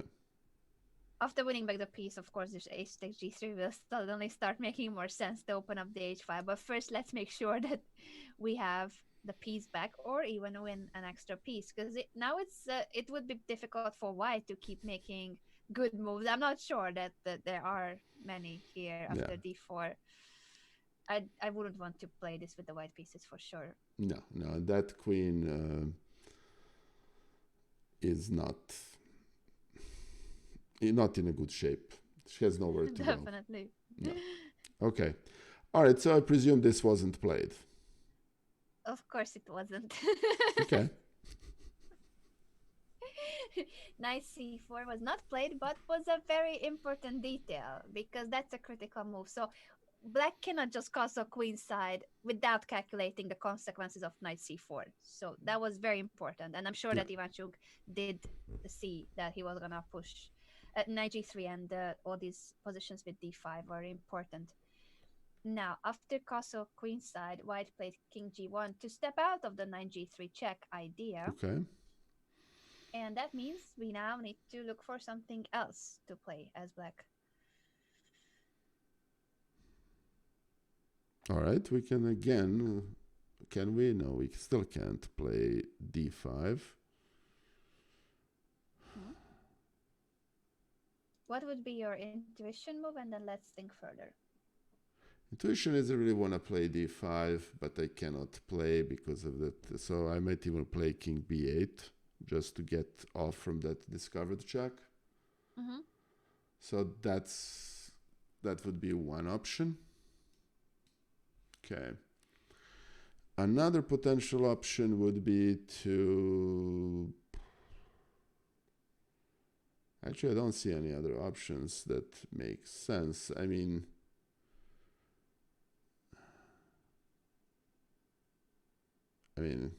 I can play knight g3. I'm not sure what that would achieve. Probably nothing.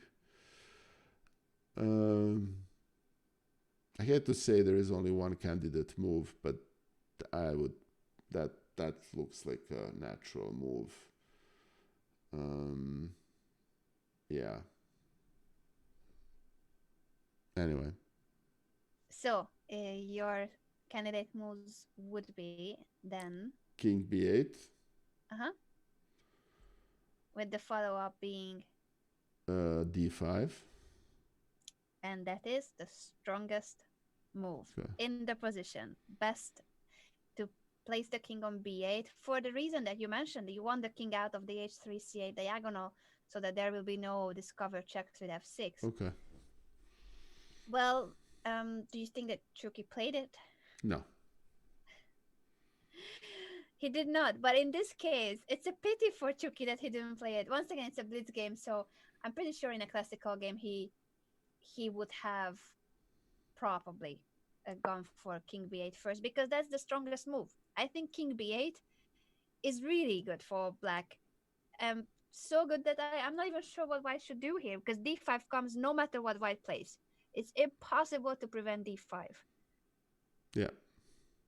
And once black plays d5 and the position opens up, all the black pieces are nice and harmonious and active, while the queen on h3 is just such a pain. Probably why I should try to bring it back. And I hope this doesn't offend anybody, but when I learned and played lots of chess in parks of Belgrade, and they called queen like this queen with a chastity belt. In other words, she couldn't go anywhere. So I have never seen such a bad queen in Yeah. years. Yeah. Why We did could people? only make it worse if it was on age one right now, but that's almost impossible. Only Uh, AlphaZero can get away with moves like Queen age one. yeah, no, that I still understand that queen h3 move, but okay, that's perfectly fine. Yeah.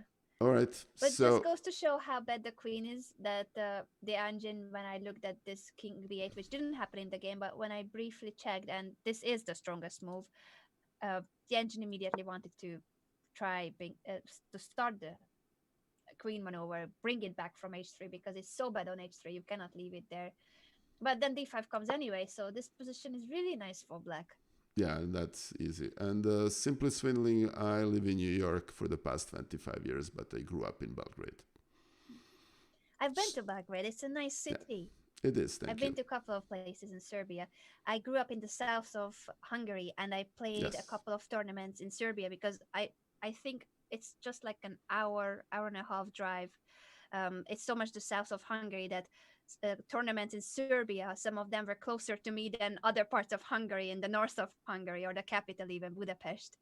Oh yes. Yeah. No, I've been to Budapest. I think about 17 times Well, over the years. Oh, you went well.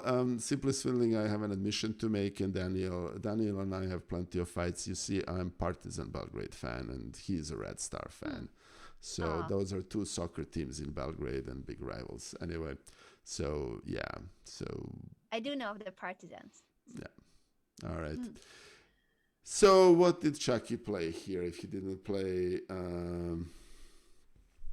King b8, he did not play, he but didn't play King d5. B8. He went for d5 immediately, which is okay, but it could have been better with the king on b8 because now if white takes with the knight on d5, Yeah, um, you need to take with the let's bishop. calculate.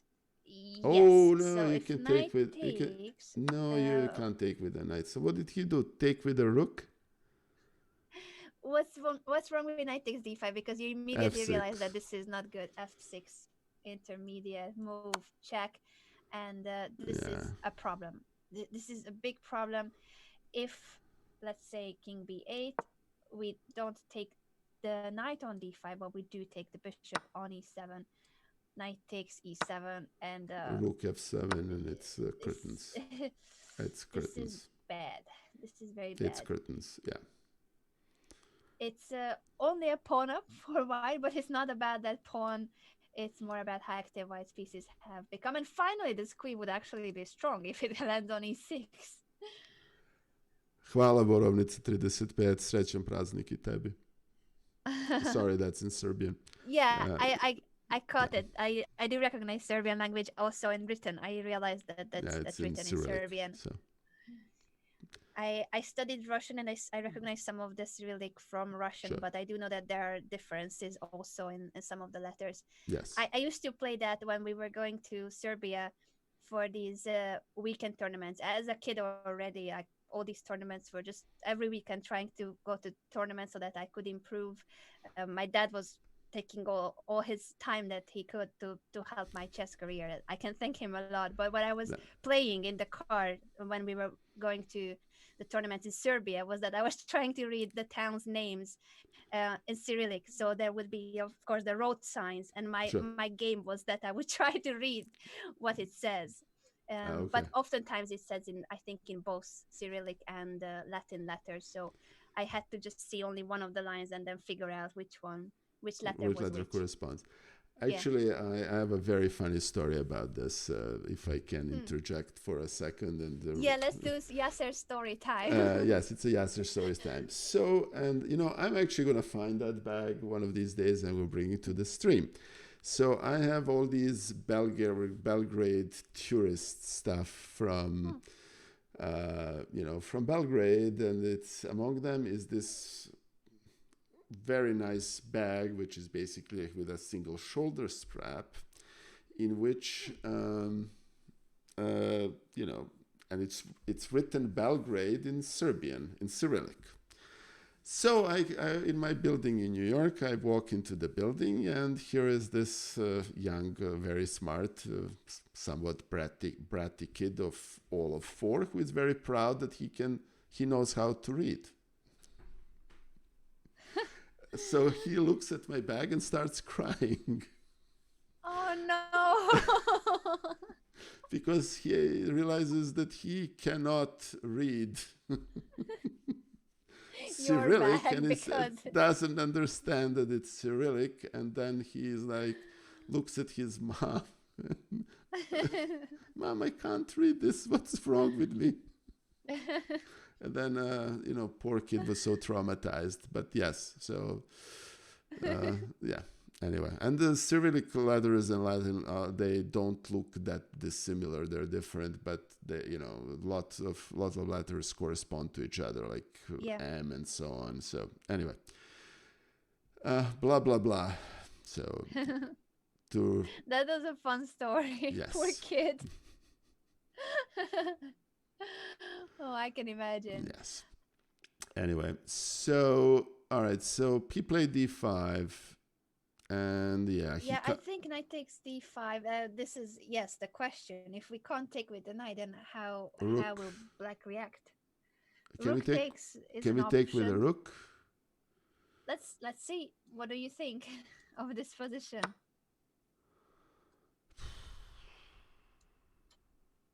Well, I can't take with a knight. I don't really want to give away that bishop. Hmm. So,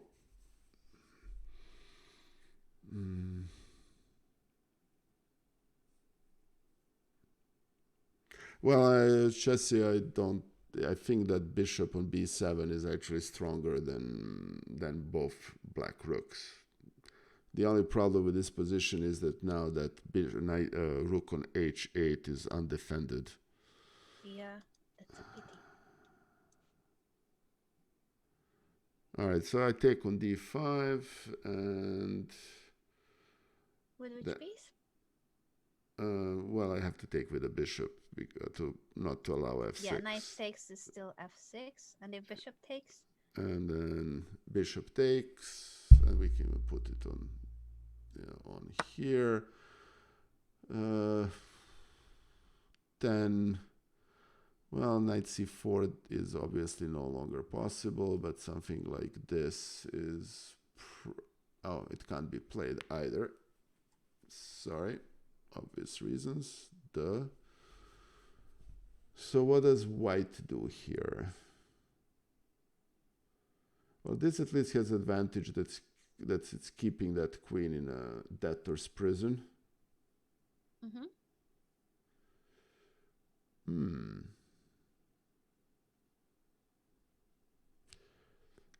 The only problem is that, as chat pointed out, bishop a6 with a check is probably bad enough that the whole rook takes doesn't make sense.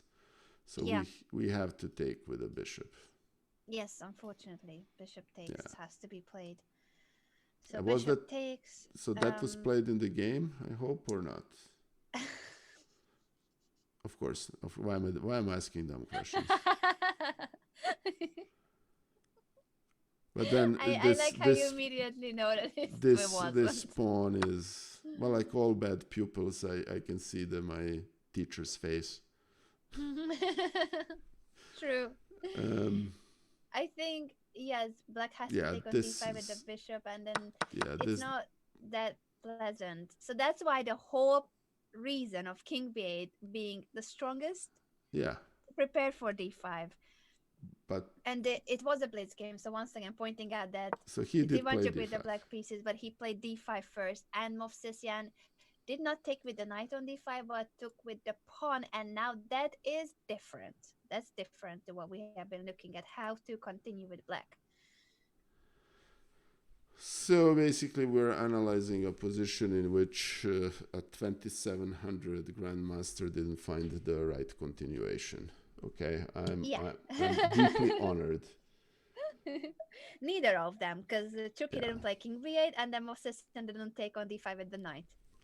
You know, So you know what's very funny? Next time Ivanchuk plays a match, I'm actually going to ask him about this game. hmm, I'm sure he will remember.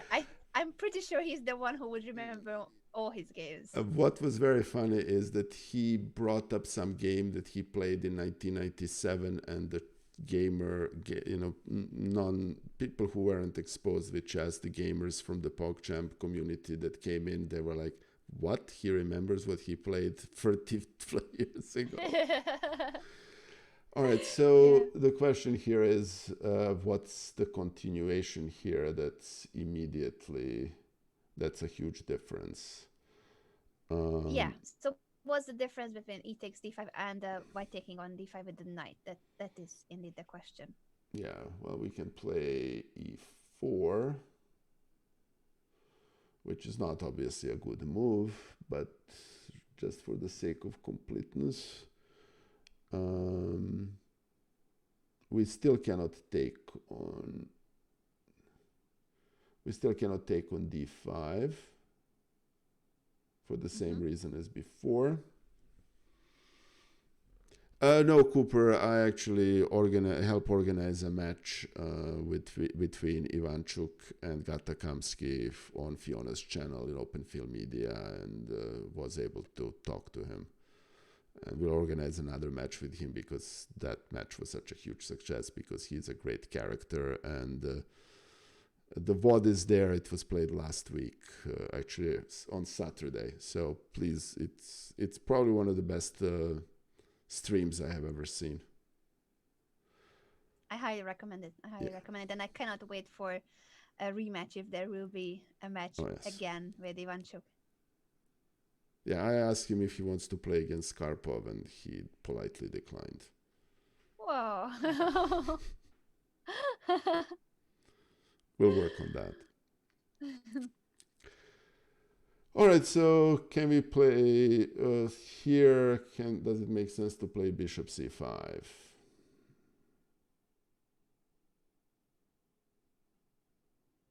So you are looking at e4 as one of the candidate moves, bishop c5. Anything else? Can we Let's actually? make a list first. Okay. Well, here is what's.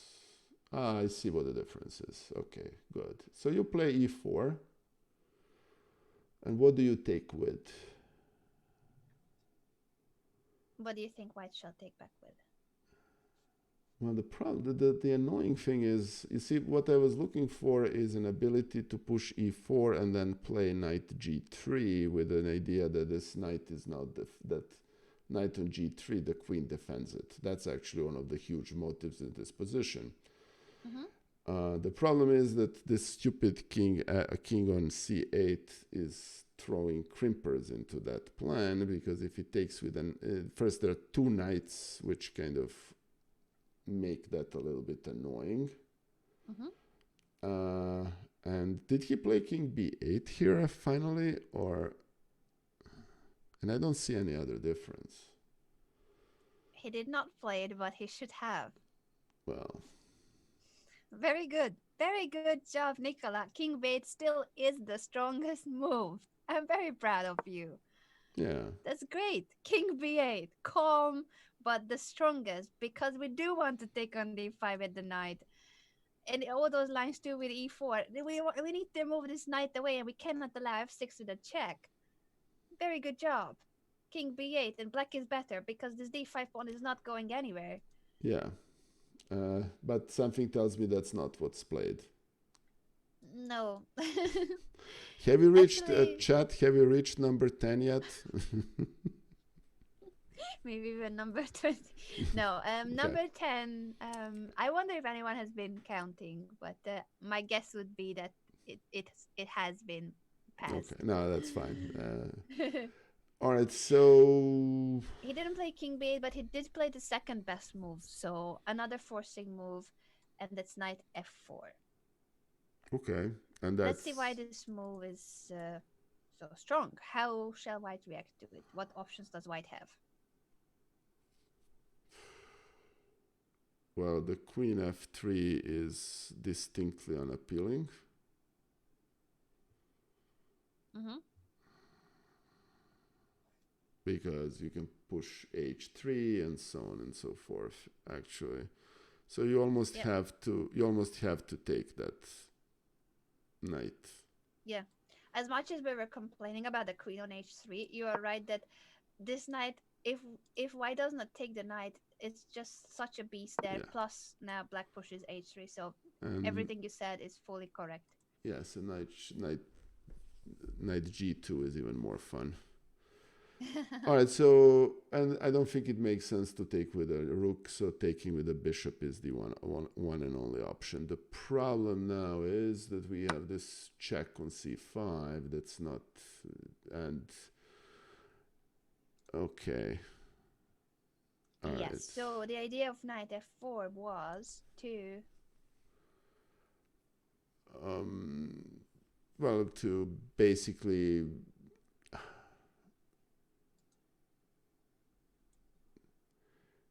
well, you can play knight h5 again, and then that thing is defended, and then you're actually really trapping this queen.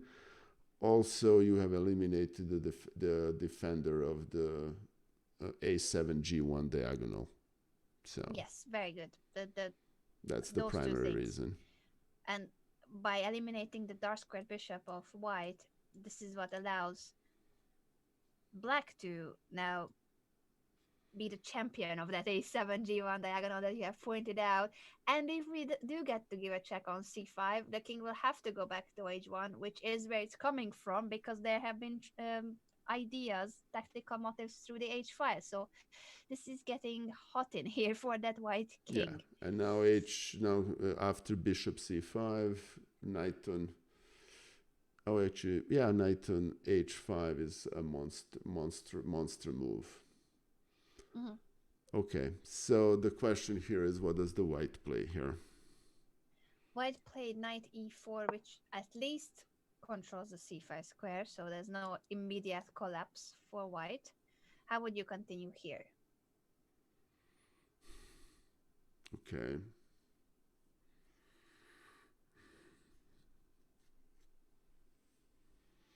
Well, this is now a very visibly better position for black.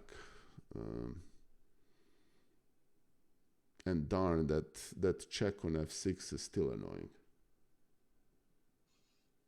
Okay, so you can't take on d5. Actually, you can take on d5. Not that it's a recommended move, but you can. Mhm. Um, you can even give a check on c5, and then then you have a queen giving that check, which is less strong but still annoying. Mhm. You don't want to take on e4 because that's activating one of the white pieces. Mhm. And I don't really see anything else. Knight h5. And you can, again, I think you still can play king b8. Do you think that's the strongest? No. It Um, is the strongest. it's still the strongest? Yeah, It okay. is. Do you think Turkey played it? Cheesy chess, the issue here, if you take on d5 twice, then you have this f6 discovered check, and then you lose the bishop on e7. That has been the motive for the past, I don't know, 10 moves? Yeah. As Maybe. bad as the queen is on h3, but it does have this tactical idea with f6. So That's, that's yeah. why king b8 has been the best move for the past three moves or so. Yes. And king b8 is still the best move. And finally, He Turkey actually moved it played it. finally? Oh. Yes. Of Okay. course, once again, a reminder, it's a blitz game, so if it was a classical game or even rapid, I'm sure that he would have played it No, earlier of course. too. That's fine.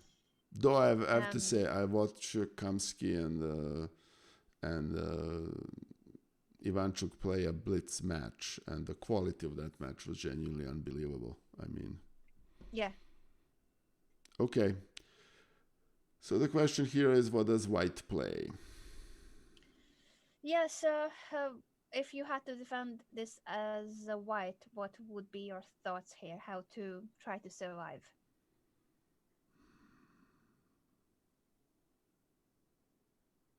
Just Lover, that's a very good way of summarizing why this king bait was probably not the easiest to spot. Yep. Yes, very well said. Yeah. Exactly.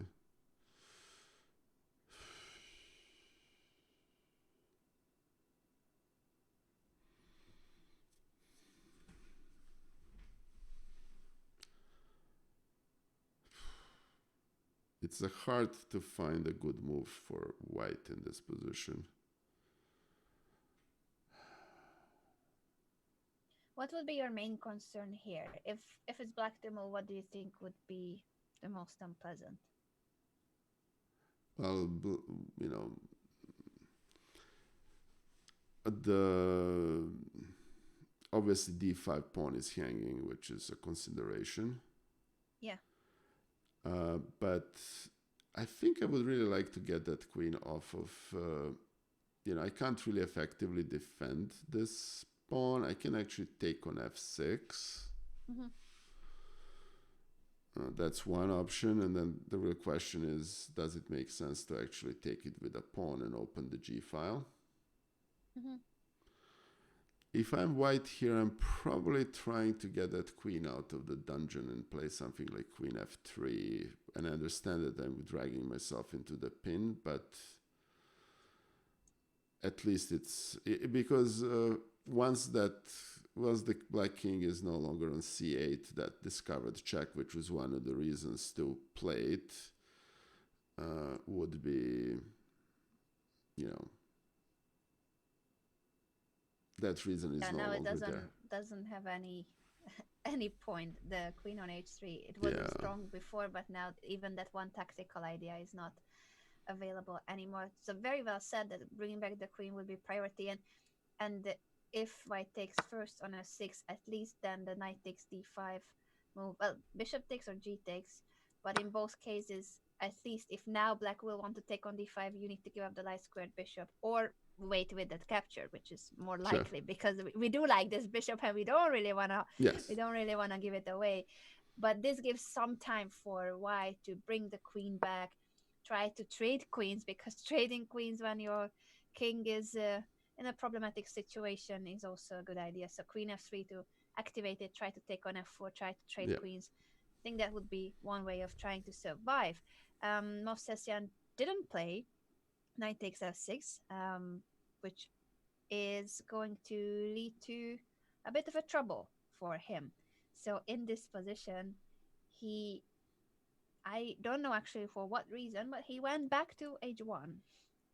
Wait, knight, king b8 and king h1 here in this position. Okay. Uh, Your uh, turn with the black pieces again. okay. And I don't It's think an we will insta. It's an understand inst. king h1 fully. Okay, it's an instant knight h5, I guess, right? That's what Chuki said, and that's what Chuki played indeed. Knight takes d5, of course, was also a strong move, but knight h5 is so appealing now that Yeah. both the king and the queen are on the h file again. So And knight h5, and that white goes back. So king h1 was clearly a misstep, and now white tries to correct it. I was looking at options with if it makes a difference. If instead of king to g1, finally the queen would come back to f3, what would be the follow up here, Nicola? oh, you can play. I mean, you can here play knight g3, right? Immediately. So you want to sacrifice the piece still, even if the queen is not on h3.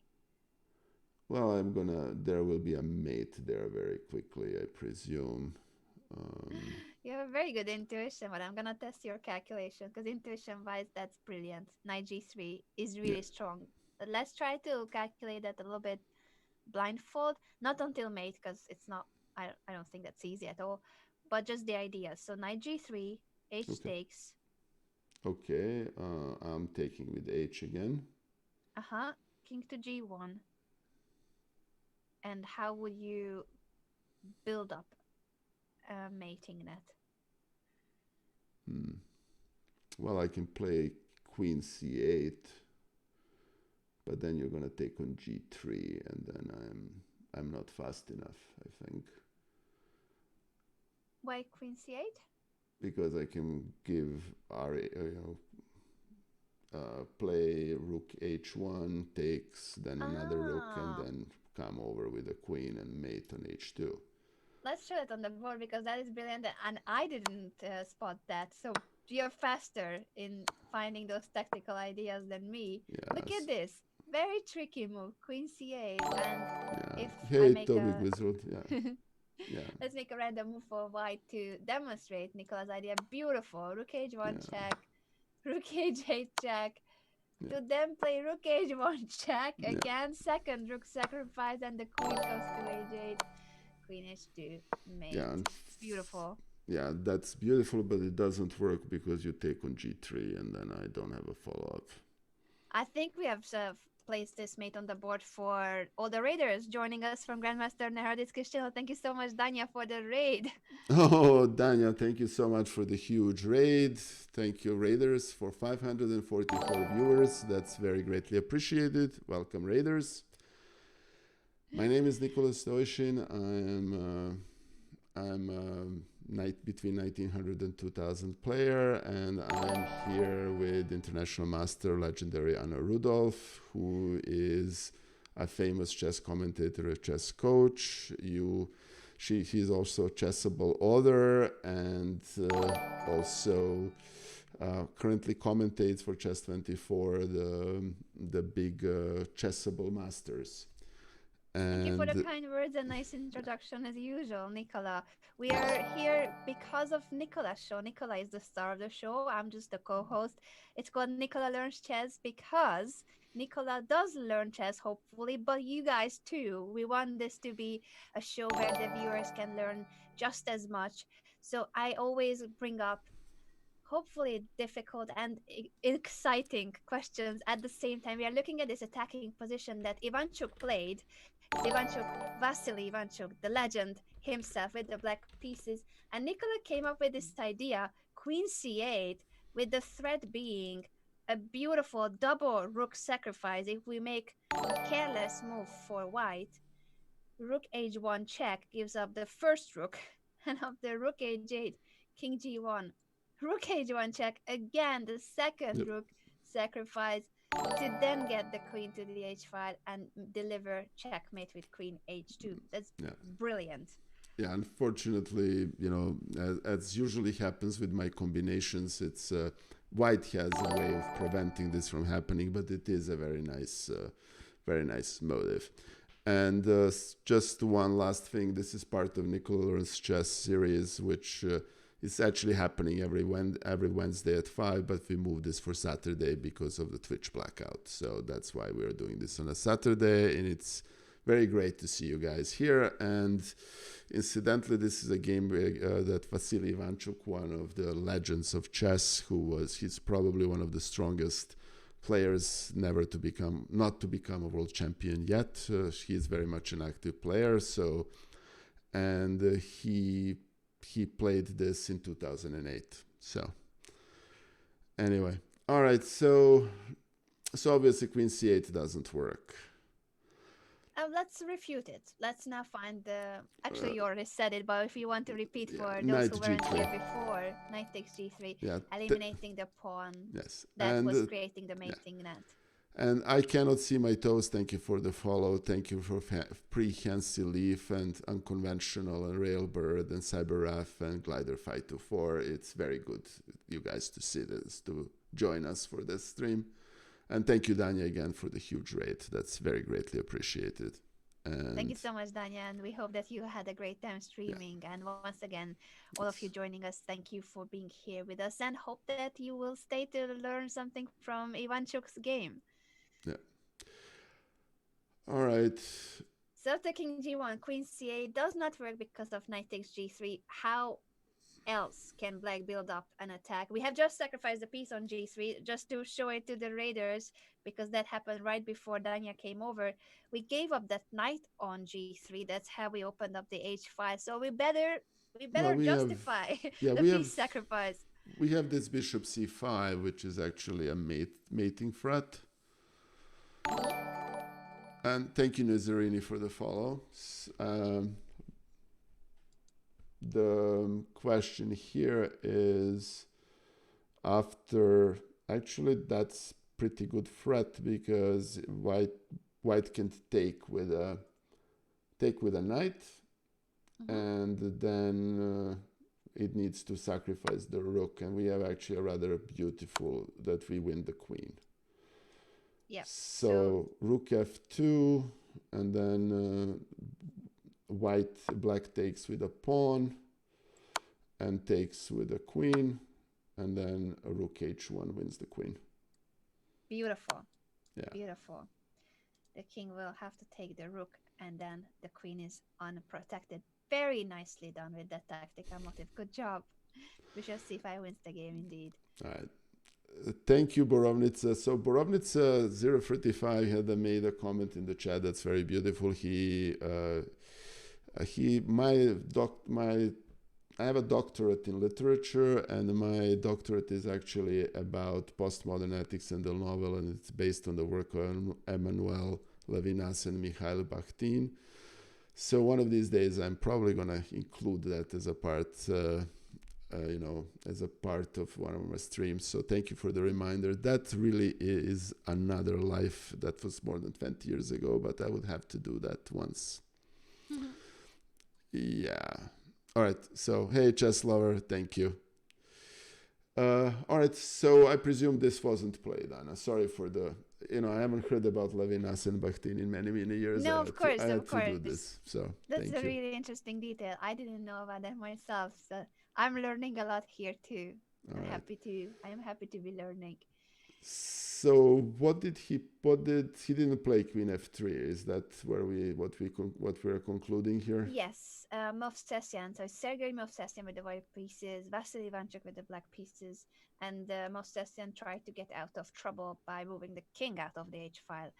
How would you follow up with this attack?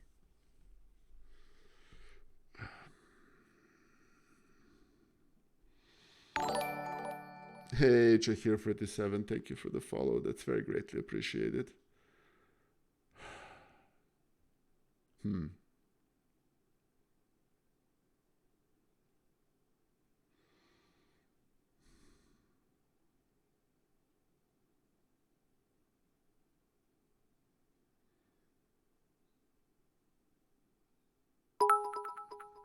Hey, Luigi, thank you for the cheer. I can use one right now. I'm not seeing what I'm supposed to see here. The game is not fully over. I'm just curious, how would you continue here? Well, I can still play knight g3. And if it's taken? With the knight, or with a, well, either way, I'm taking with a pawn on h, and then that queen is in a little bit of trouble. Let's take a look at that position. So knight g3, Okay. h takes. Yeah. Queen only has one square. Correct. And then, well, we still have that motive we discussed, but that doesn't work, as we also concluded. Thank you, Luigi, for another cheer.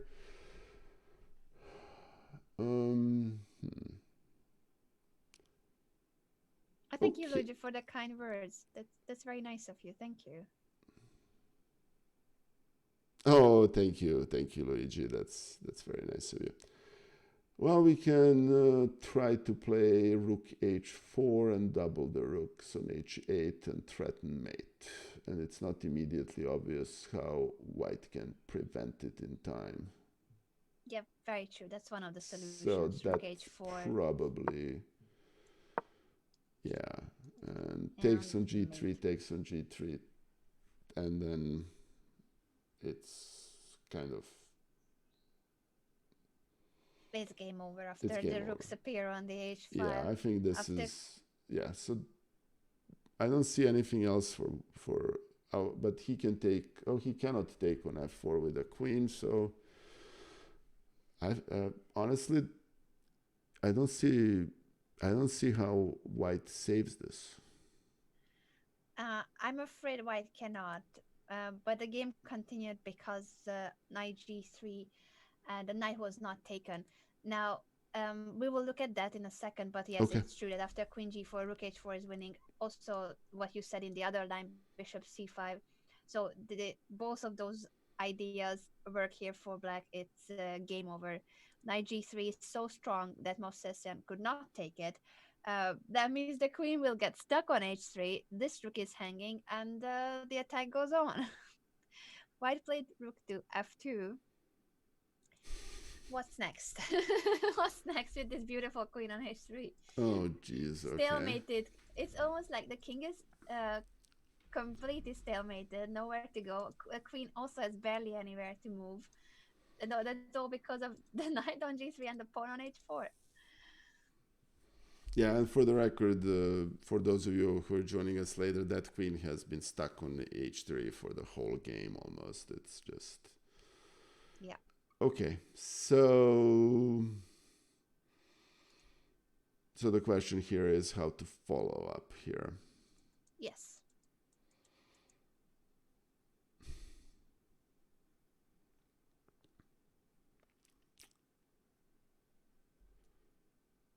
Okay, we can.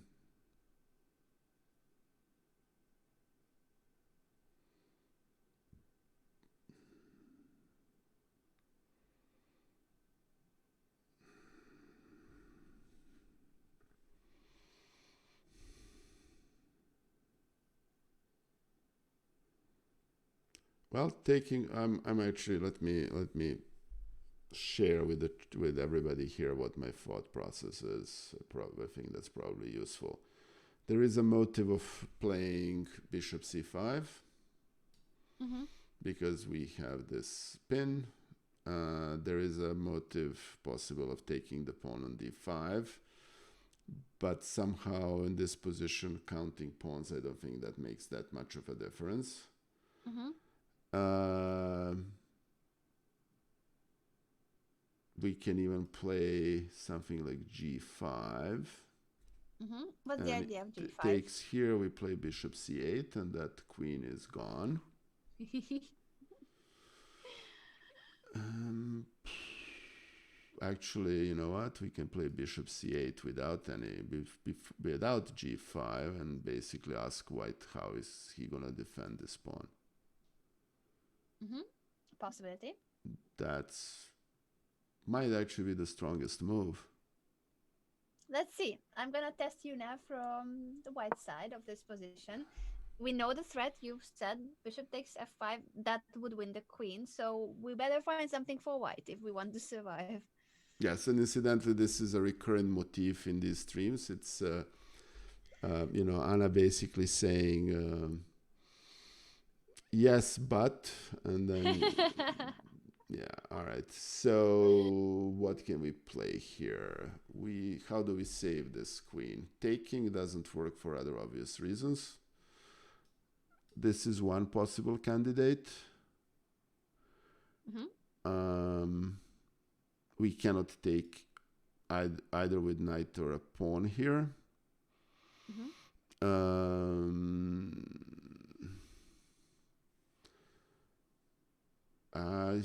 does this 6 actually saves the day?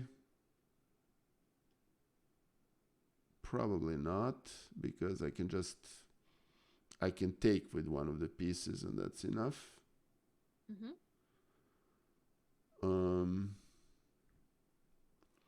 I can basically move this knight away so this pawn is defended.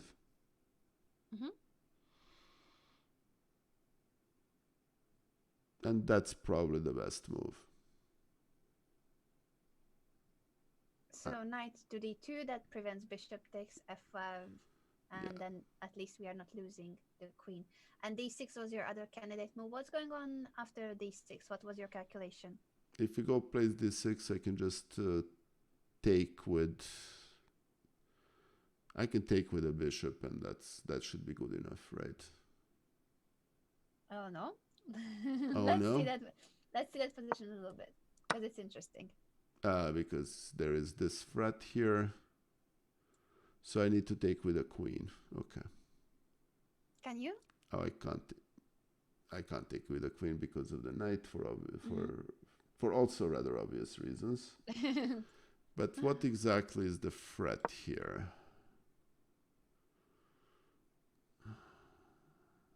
I mean, the threat is to take on f4, and I can't really defend it. All right, so I cannot do that. Yeah. The trouble with this is that bishop c8 is very promising because we want to Yeah, trap that queen on h3, but that gives up the protection of the d5 square, yeah. and you spotted well d6 um, takes the initiative, so suddenly white will be back in the game. It's not like black is lost or anything, but white finally has some active counter chances by then jumping to d5 and taking the pawn on f4. You almost So have to take with a rook then.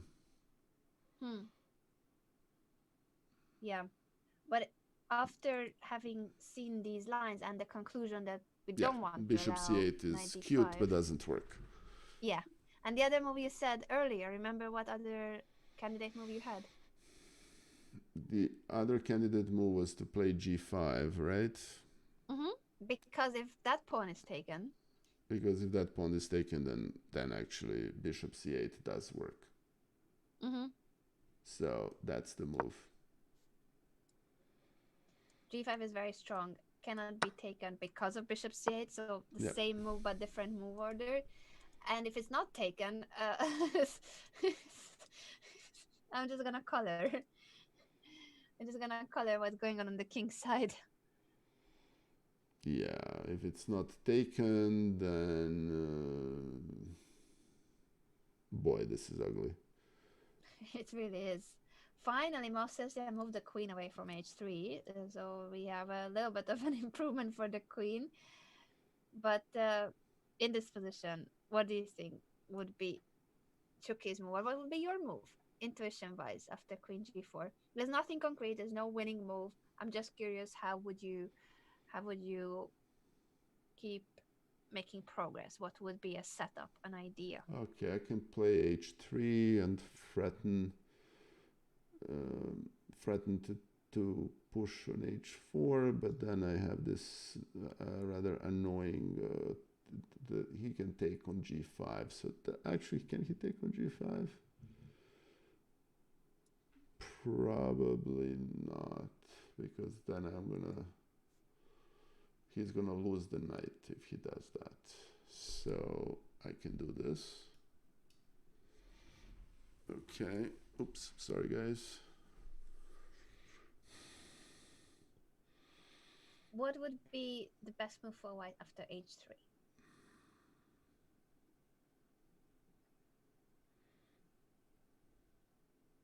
Well, d6 is no longer an option. I mean, knight g5 is the problem is that I played this and there is no escape for this particular knight. Not to mention that there is bishop c5 options and so on and so forth, and if we take, then this is going to be very good.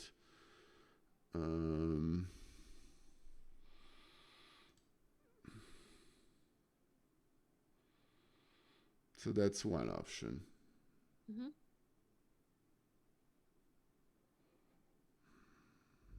Is there any other option for white after h3? Let's play that move out, because I'm curious how much that will change your perception if it's played on the Okay, board. so we Because decided. we've been already here for over 2 hours, so I also take into account that at some point, yeah, it's getting more difficult to see patterns and moves. No, that's fine. I mean, so this is really not an option. True. And that's a natural move. Yes. How is h6 g3 for white here? Okay, he might actually we might have overestimated that h3 move for white, but have we? Hold on, this. But then he can take, and then we messed the position up. Yes, now that the queen is not on the h file, we Yeah. we can't just give up the knight with h3. So we do want to Oops. open the h file if the piece is taken. It has always been because we open up the h file with a tempo, or at least we keep the pawn on g3. Okay, so we cannot. That's too aggressive too quickly. Yeah, but then the question comes: is h take g3 a threat here, or it was only possible because of us pushing h3? Well, it's defended twice, so the motive, the there is no option of queen taking on g3 afterwards because it's defended twice. True. But because the queen has moved out of the h file, do you think it's still just fine for black to sacrifice the piece? So will there Probably, still be? yeah, probably. I see there is no reason for it. Yeah. So maybe we should just take on e4. Hold on a second. Would you be scared of h take g3, or you would just leave the knight on g3?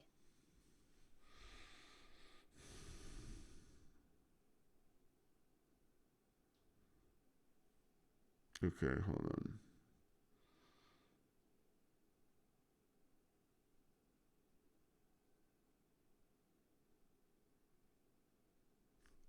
All right.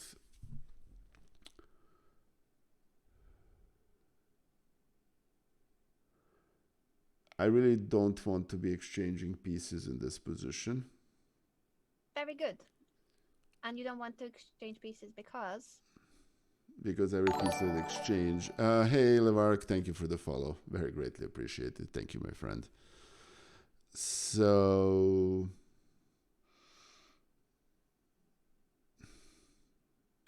and again, we can the bishop c8 still doesn't work. So options of trapping the queen are not there. And so if we don't want to sacrifice if you don't want to sacrifice the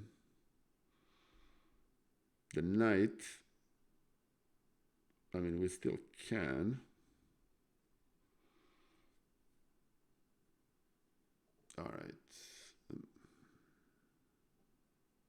This.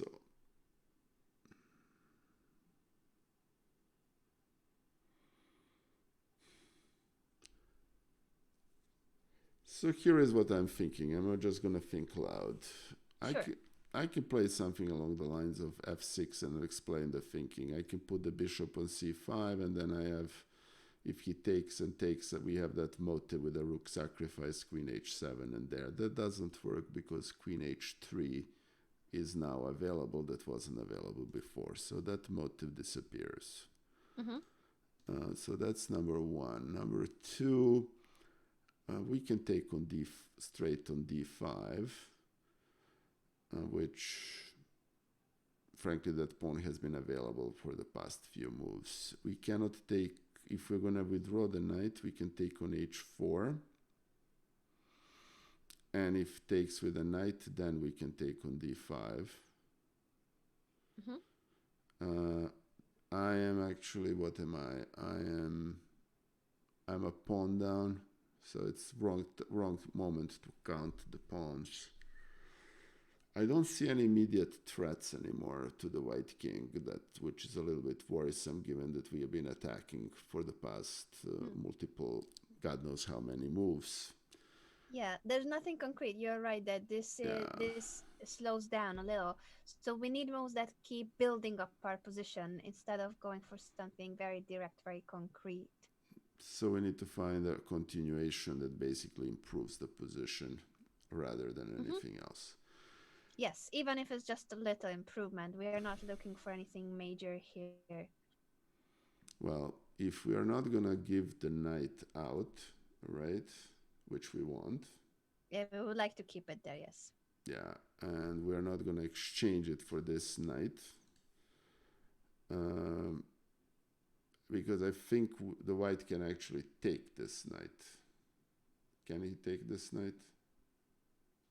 You mean now knight takes e4 for black? Meaning, if we take and take, Oh, then this needs to move. Then we play rook h3, queen h8, and there is a mate down there. So white cannot really take the knight. We can leave the knight there, right? mm-hmm.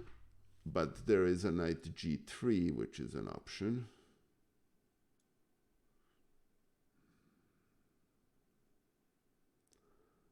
We can reinforce g3 by playing knight d6, but we need that bishop to defend g5. Mm-hmm. If we play f6, we have kind of locked that bishop up to defending that f6 pawn for the rest of the game.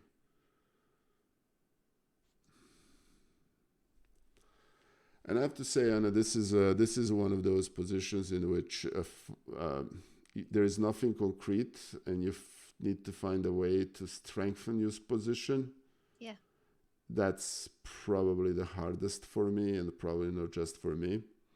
Yeah. No, I fully agree that this is difficult, and that's why we are training these type of positions. Yes. I mean, So what would be your call after having named those options in a game? You need to make a move. What would be your move? yeah, I would probably flag by now if this was a big game many times over, but it just doesn't make sense to start pawn grabbing after all this time. It's just, you know. Is it... I cannot move the bishop from f7. From e7, because I don't want that g5 pawn to fall. But on the other hand, it is attacked twice, but I have the stupid pin. Mm-hmm. So if you cannot move the bishop because you don't want to give up on g5, but you do want to move the bishop, then what do you do?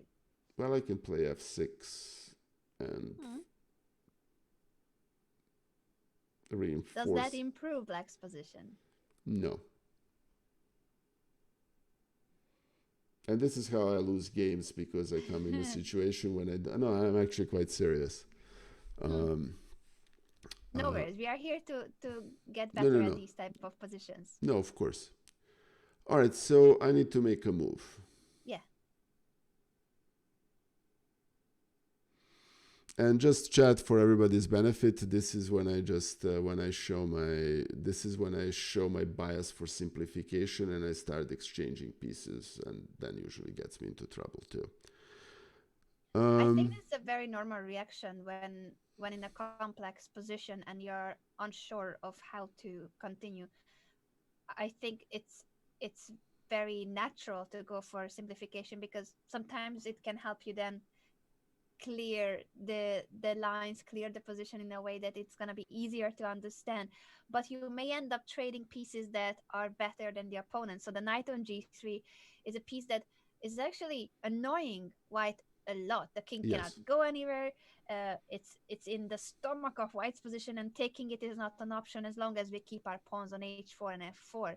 So as tempting as it is to relieve the pressure a little bit and the tension, it's better for black to keep that knight on g3.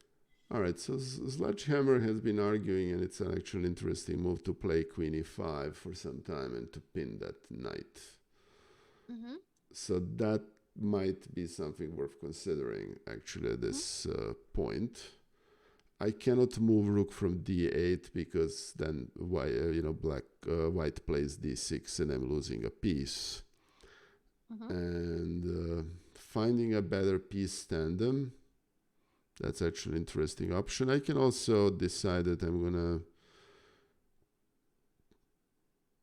The thing is, all right, so here is just a line that comes to mind. So we concluded that this doesn't work for white, so that this knight is inviolable. I can play bishop c5 with a question for this rook, and if white takes, then that particular thing is pinned. Mm-hmm. And if white plays knight e4, then I can actually take on d5 without much thinking. So bishop c5. You want to play at those moves that you mentioned? But the problem is that then I don't have this particular. Then this pawn is being under threat. All right, Yes. let me let me if you don't if you don't find a move that you like, then the ugly moves come into play. So let's play f6 first Mm-hmm. to eliminate this threat and keep the queen, in trouble. Yeah. And then we can play bishop c5 and all the attendant thing, because if he takes on f6, if he takes that, that's actually the strongest continuation, appears to me. So all right, so I'm recommending f6 here. And that is, ladies and gentlemen, I believe the strongest move in the position. Oh, yay. Well done, Nicola. You said that these are the type of positions that give you trouble, but after considering a couple of options and going through those candidate moves, you did end up choosing the, I think, strongest possible one. Queen e5, by the way, kudos to all of you.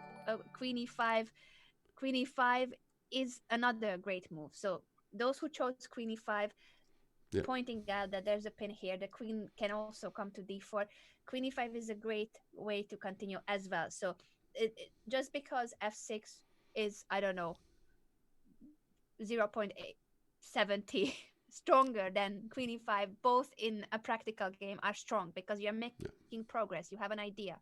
f6, I do like, for the fact that after f6, as you mentioned, Nicola, all those ideas with bishop c5. So now the bishop is not bound to the defense of the g5 pawn. So bishop c5 ideas become now Yeah. possible. Bishop b4 ideas, and queen e5 is still an option. So you keep everything as an option. It's very flexible, and at the same time, strengthening your structure is always a good idea.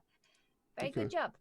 Thank you. Very good. Oh, and two things. Yeah, Eulogy, you were exactly right. And Sepper, rook d8 from g8, unfortunately falls to d6. So we can't play that. Actually, it And was possible, but I'm not sure. I'm happy giving up the bishop, but it is possible.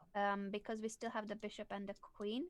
I yeah, was looking at that move too. So if instead of f6, right? yeah, but unfortunately, yeah, I don't want to give that bishop on e7. Yeah, So yeah. So it's not winning the it's material, not but winning the we need to piece, but trade. it's, We need to trade. and I'll rather keep that bishop going. Oh yeah, and Durkee has a nice follow up. He basically said, but none of this was played in the game. Actually, for once, it's not true. Oh, all right. f6. Was actually played in the game. Okay. For once, we are in the game, and f6 was played by Ivanchuk. I think black has a dominant position here. It's a pain to play this as white. Looking at the king, it cannot move. The queen is better on g4 than on h3, but this knight is basically just it. It's incredible how strong this knight is on g3. If you look at how many squares it controls and how it Sure. ties down white's pieces. And at the same time, there's not much going on for white in terms of counter chances. There's nothing that white can be attacking. g5 was one of the weak spots, and we have just protected it with the f6 pawn. So it's just eliminating all possible counterplay for white is also what this f6 move is about. Now, if this knight is taken, let's just take a look at this because this is pretty concrete. I know your intention says this cannot be good for white, but I do want to see moves again. How would the mate be if there is mate? Just very quickly as a Um, recap. recap. Okay, I can play rook h4. Yeah, and then Um,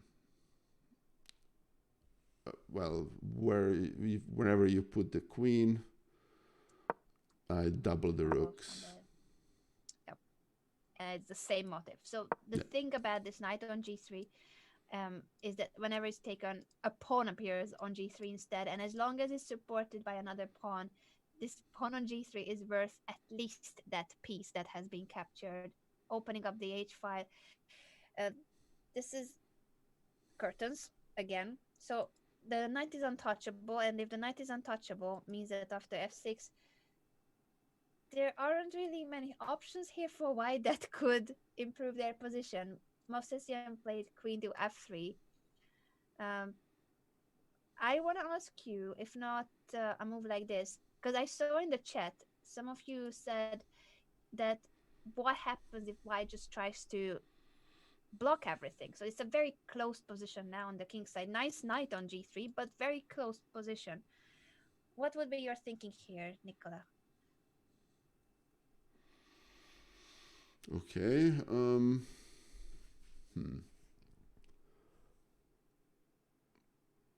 Well, here I can start pawn grabbing.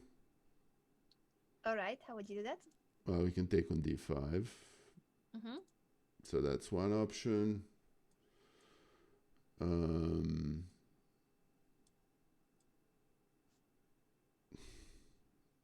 I can renew the threat to play bishop. I can actually now play bishop c8, right? Uh-huh.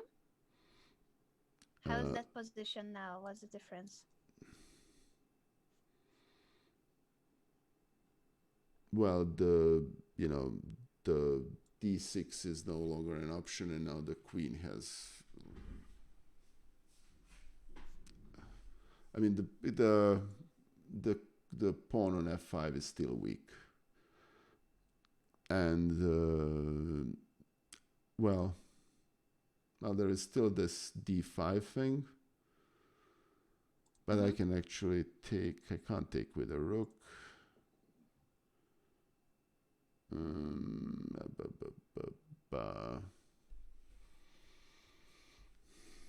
All right.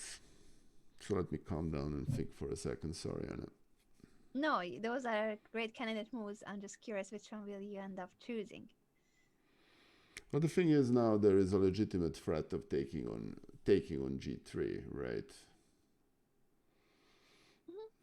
Yeah, in a way, I guess. Because now there is no mate. Yeah. The pawn will still be annoying on g3, but there's no mate, that's true. Yep.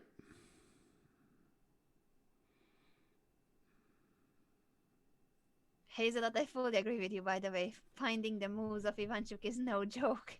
No. And you guys have been doing it very well. Especially Nikola. Very proud of you, Nikola. Thank you. Well, the famous queen e5 is actually a pretty good move. Still an option. Yeah. Bishop c5 is still an option. And parabolic based on the past history, the answer is no, but that's never an issue.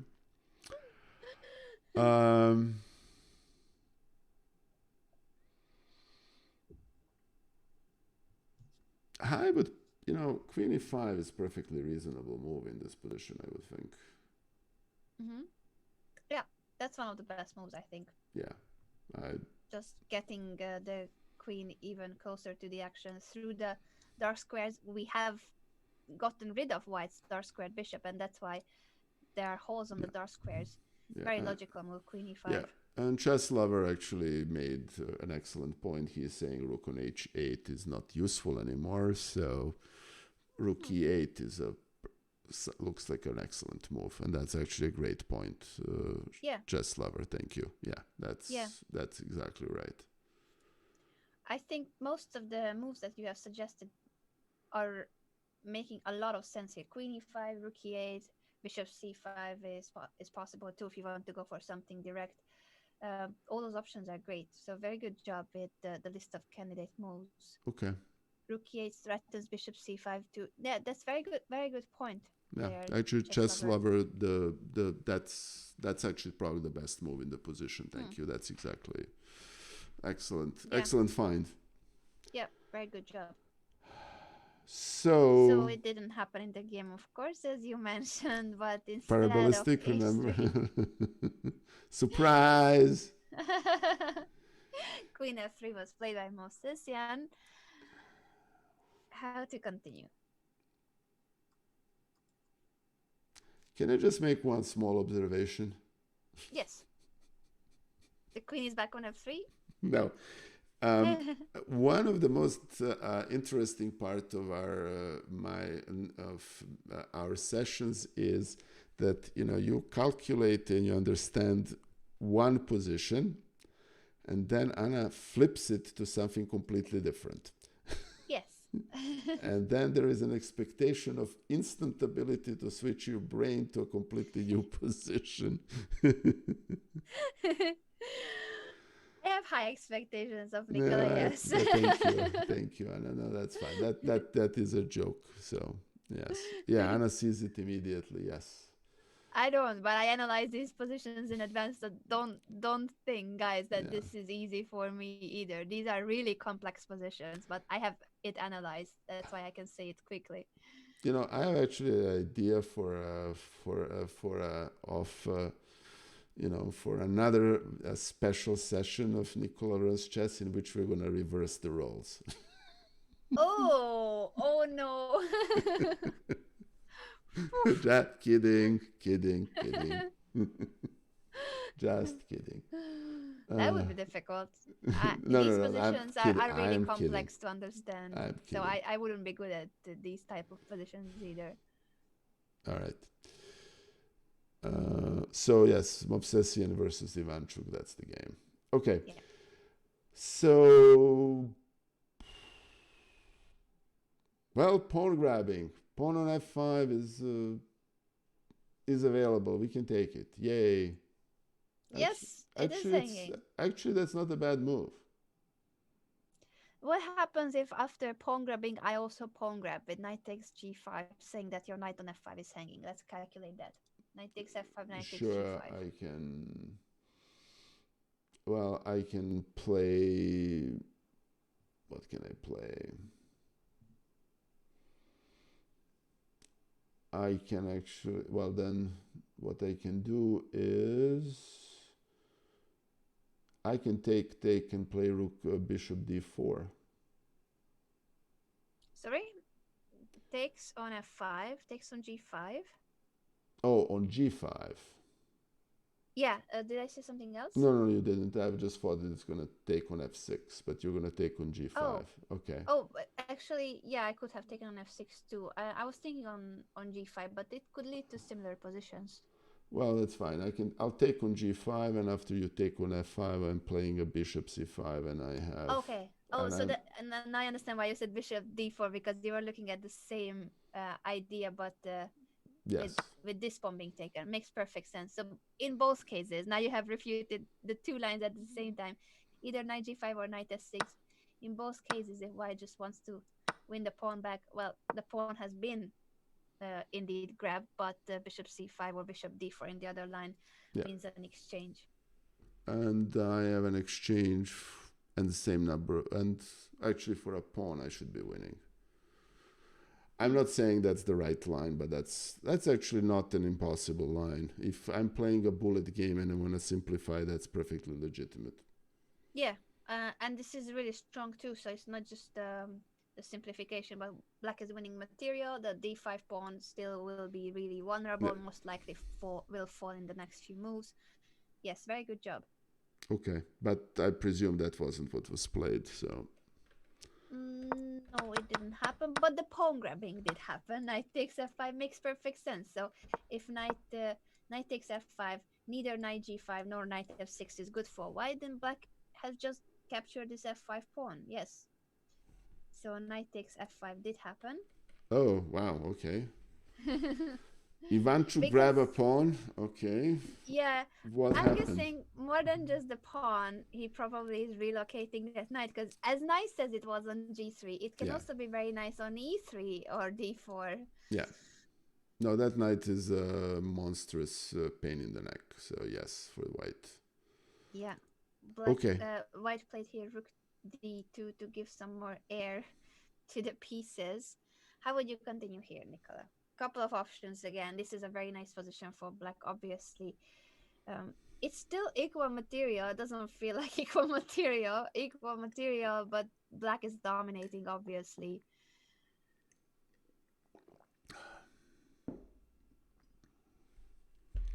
Well, I can finally give that. I can try to give that check on c5, Mm-hmm. and then insert the knight on e3. Mm-hmm. The pawn on f6 is a little undefended. I can take on Yeah. the. I'm sorry, Anna. Yeah, I was just saying that, yeah, that makes perfect sense what you said. I can also jump on e3 immediately and then threaten to capture on d5. Mm-hmm. I mean, I don't want to go extra passive and play knight d6. Knight d4 is cute, but I don't think it leads to any logical thing. So I probably want to get away from this potential exchange of knights. So I think knight e3 is perfectly reasonable. Mm-hmm. Yeah. All that you mentioned, bishop c5, knight e3 are really strong. Um, Ivanchuk went for h3, but everything that you mentioned are, I think, just as strong. So there's no this is better than the other. This position is just such a powerful one for black that there are multiple ways of making progress and cashing in, because this is the stage where black has a decisive advantage and we need to convert it into a full Yeah, point. Manchuk has a bias for complete. I'm sorry, and I keep interrupting you today. My apologies. No, Really, no, no, no, no. I'm sorry. I'm really sorry. Um, No worries at all. You were saying that he has a tendency to complicate positions. Ivanchuk does, not me. Yeah, I agree with you that I would also tend to simplify, because I want to make sure that, yeah, I have the advantage, but I don't want to mess it up by missing something, because if the position is complex, I feel like I can miss more things. But yeah, he does the opposite. You are right. So Okay. h3 happened, and after, now white played knight takes g5. So yeah, it's getting messy. What do we do here? So the rook has moved out of the Of the diagonal. pin. So Well, that's yeah, check is still strong. okay. So the line would be Bishop c5. uh-huh, immediately bishop c5 check. Okay, What does and white do? resign. Could be a good answer. I'm just gonna make a move just in case I can survive. Oh God, that's getting uglier and uglier. I can take on g2. Can I take on Pawn g2? takes. Yeah. Pawn takes on How? g2. Want me to make the move? Yeah, and then obviously, oh, well, you can't take with a king for rather obvious reasons. So you can take with a queen. Oh, you take with a queen, Mm-hmm. and I'm up a piece, right? Not yet, but After soon. I take on g5, I'm an up a piece. What do you take immediately though? I can also give. I mean, this is so winning that it's not even funny. I can give a check on g3 first. Yes, that's a very strong check, I Yeah, believe. and that's basically Botta's, not Botta's gambit, but then I get the queen. Forcing the Bottas gambit. Yes. Mm. Very good. Knight g3 is a winning move. So after h takes g2, you're right. There's no good move for white, because if rook takes g2, we have the same idea. Knight g3 or knight h4 or knight d4, and then the knight will be taken. So it's winning with any of those knight jumps. Very good job. In the game, it did happen. The knight takes g5, bishop c5 check, and king h1. Chucky went for a different winning move. H takes g2, curtains. He went for knight d4, which is curtains for the reason that after the queen goes wherever it goes, he just takes the piece and black is a piece up. So it was game over. I will. Nice. I liked h6g2 more personally. Which one? I liked h6g2 more personally. The line that you Yeah, showed after king h1, because that can lead to mate and even more material than the piece. But I guess he was just being very practical. It was a blitz game, and this is sure. move 30, so probably they had almost no time. How would you sum up the game? What do you think were some of the most critical points? And we can go through some of the, if you When you go say blitz through. game, guys, I really apologize to Anna and everyone. Anna comes. Yeah, actually, I'm not gonna make this comment. I don't want to cause any political trouble. Um, I Anna is the last person that should be interrupted. And I keep interrupting her. So my apologies, Anna. Really, it's just You're not interrupting.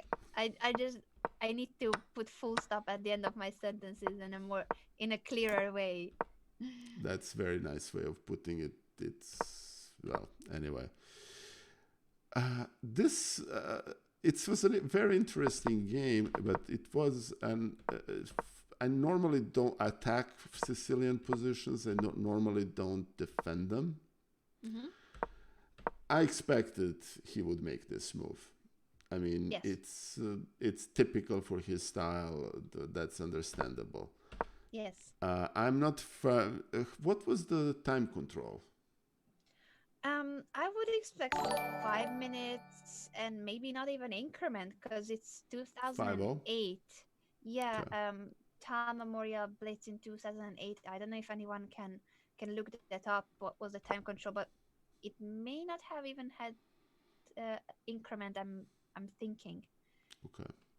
I'm not sure actually. But it 2008. but it Or wasn't if it had increment, it would be like 2 seconds or something. okay. But it wasn't 3-0 or 2-0 or something like that. Okay. No, no, I think it's 5 minutes, but it would have zero increment or maybe 2, 3 seconds. Hey, Kitty, my friend. Thank you for the sub. Kitty. Wait a second. Hold on. Why is Kitty not? I'm sorry, Anna. There is a big. If oh, Kitty is a VIP. Yeah. Thank you. Thanks, Kitty. It's good to see you. I'm typing in the meantime if I can figure out the time control because now I'm curious, but I don't know if it will be stored anywhere. Town All Memorial, right. it has a Wikipedia page, but No, and I have to admit, I would be very happy to be, within 300 elo points of Mosevsian's strength, but this Queen H3. Yeah, I agree. Queen H3 was. Oh, I did find the time memorial from 2008. It doesn't say the time control, but it does say the standings. Are you curious, Nikola, who won the Ivan time? took one, right? Yes. Can you guess the podium? Who were the other two players on the podium? 2008. Yes. Okay, I think it's too early for Magnus. Magnus was third. Yes. Bronze for Magnus. Okay. Oh, Magnus was third. How old was Magnus then? Jesus. In 2008, he's 18. Okay. Let me see. MVL. No, none of the current elite players were on the podium or in the top 6, 7. I see Gotcha. Karyakin being like seventh or eighth, but the younger Kasparov. generation aren't on the podium. Kasparov. And no, but that was a close guess because a former world champion finished second. Yes. All right. All right. Give me. I'm gonna take 2 more tries and then I'm gonna give up. Sure. Okay. It wasn't Karpov. Because Karpov doesn't really play blitz, and he was Correct. probably too old at the time. So I presume it would, and it's Grishchuk would be too young. So, and Nepo would be too young, and they're all elite players, so it doesn't apply. Grishchuk finished sixth, so he was doing well. Oh, he was doing it there. Okay. Kramnik? Yes. Okay. So Chucky won the event with 23 points, Kramnik 21 and a half, Magnus 20 and a half. That was a podium finish. Mamed Yarov fourth. Oh, sorry, I missed that he's also from the younger generation in comparison to That's a Kramnik. lot of Peter world champion. Svidler, Peter Svidler fifth, Grishuk sixth, Peter Leko seventh, Karyakin eighth, Gata Kamsky ninth, and Boris Geffen 10th. Oh, Karpov played in the event, but he wasn't in the top 10. What? Oh my. Whoa. All right. Okay. That's a lot of world champions right there. Okay. And Ivanchuk first. Yeah, I'm not surprised. And a Okay. point and a half lead. So Yeah, back to the game. Sorry, I interrupted you no, no, there no, with no. your That's recap. The Queen that's actually H3, Queen that's amazing. H3. That's amazing. All right, somebody explains to me the King H3. I don't understand it. Oops, sorry. Uh, I kind of guessed that he was gonna do a long castle at some point. D5 was a topical thing, and I'm gonna say this. This wasn't the the most interesting game you and I looked together, but this was the most complicated game we looked together at. This was very, very, very three results position. One of those things that I wouldn't in any time control. I'm not. I would be. It would be very painful to play. Mhm. Yeah, I fully agree. I'm not good at these type of positions, but since I know that you also struggle, I always try to get games that have features like this. So this was on purpose, and I did make a selection.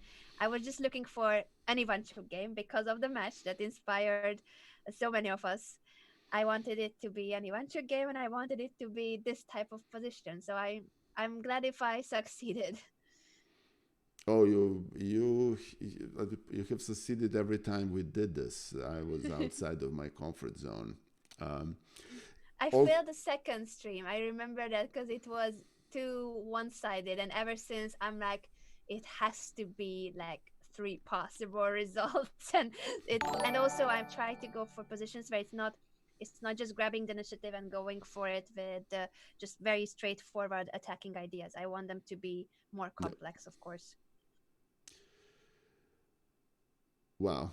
All right. So the quality of the play was actually also was excellent. It's just yeah, great game. Thank you, Anna.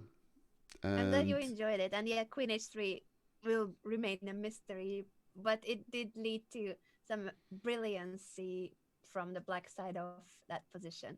yes. All right. Nicola, I think we need a reminder on what's happening tomorrow, though, because Oh as God. well as you're doing in these sessions, I hope that you will do just as well tomorrow. All right. So last we there is a new series on my channel that's called Adopt Nikola, and the initial session was against Qiu Zhao, and I actually managed to draw the very first game, and then I managed to win the game number 7, and Which was an basically excellent game, excellent fight. The entire match, I've looked through all the oh games, and thank I you. thought you deserved more points. Uh, it's I'm extremely satisfied with the result. I played against the former world champion. Chiu Zhao is a great player. She was under 14 world champion. She was also under 10 champion when she was 5. So she was a very great child prodigy. She's a great friend and a great streamer, and I am very happy with that result. Tomorrow I'm taking on Grandmaster Amon Hambleton. It's tomorrow at noon. I don't rate my chances very, very highly, but I plan to go go down swinging. So please join us for that match. That promises to be interesting, and I think we're gonna have an outside commentary as we did the last time. After that, I'm playing WGM Dina Belenkaya, then WFM Alessia Santeramo, who is incidentally a current Italian vice champion and was a champion of Italy in 2014.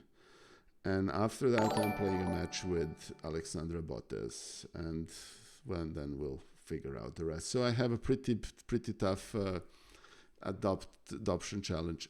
Separate, my dear friend, that's very kind of you to say. Separate is saying that I cannot and will not be adopted.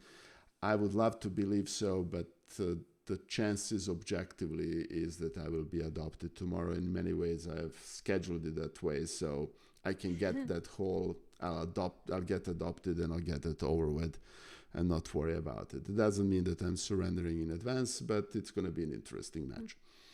And we'll go from there. I think you will do well. I think you will do Thank you. well, and I'm predicting that you will score. Okay, that's very nice of you, Anna. On the open field media front, that's the hedgehog. The point of these matches is for me to improve, and let's be very. I'm going to use the world champion as an example, and probably one of the greatest players of all time, Garry Kasparov. Garry Kasparov was half adopted by Anatoly Karpov in their first match in 1985. So true. By I think game 29, it was 5-0 for Karpov, and he became a superior player by playing that match. So I can only benefit by playing matches of this kind by a stronger player than myself. I don't necessarily care about the result. I care about the result, what happens with my understanding of chess afterwards. This is why Anna and I are doing this, and this is why I am doing it there. And the time format is actually 5+2.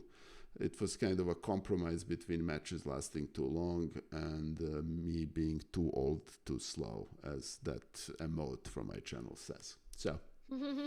So please join us tomorrow. And once again, huge shout out to Anna. She has these fabulous commentary on Chess24 for Chessable Masters, where she's commentating the tournament with one and only legend Yasser Seiravan and another legend Peter Svidler. And please join us next time. And now the question is for us is, we'll return to our normal schedule effective next Wednesday. So this is going to be on Wednesdays, and I haven't yet decided what I'm going to show on Monday. And good luck tomorrow, Nikola, and I will definitely tune in if I can. I'm going to say I'm not going to be there, so there's no pressure. All right. Thank you. That's very nice of you. That's actually... All right. We promised Bottas Live a raid. They've raided us plenty of times. So let's send the raid their way. I think Alexander and Andrea are actually playing chess. I think it's Alexander is trying to reach some rating thing. So I'm sending you to Bottas Live. Alexandra is honestly, Alexandra Bottas doesn't need any introduction or shout out. Everybody knows who Alexandra and Andrea are. So anyway, and I'll join you there. So here the raid goes their way. And thank you again for joining us. I will see you next time. See you on Wednesday and tomorrow for the match. Yes.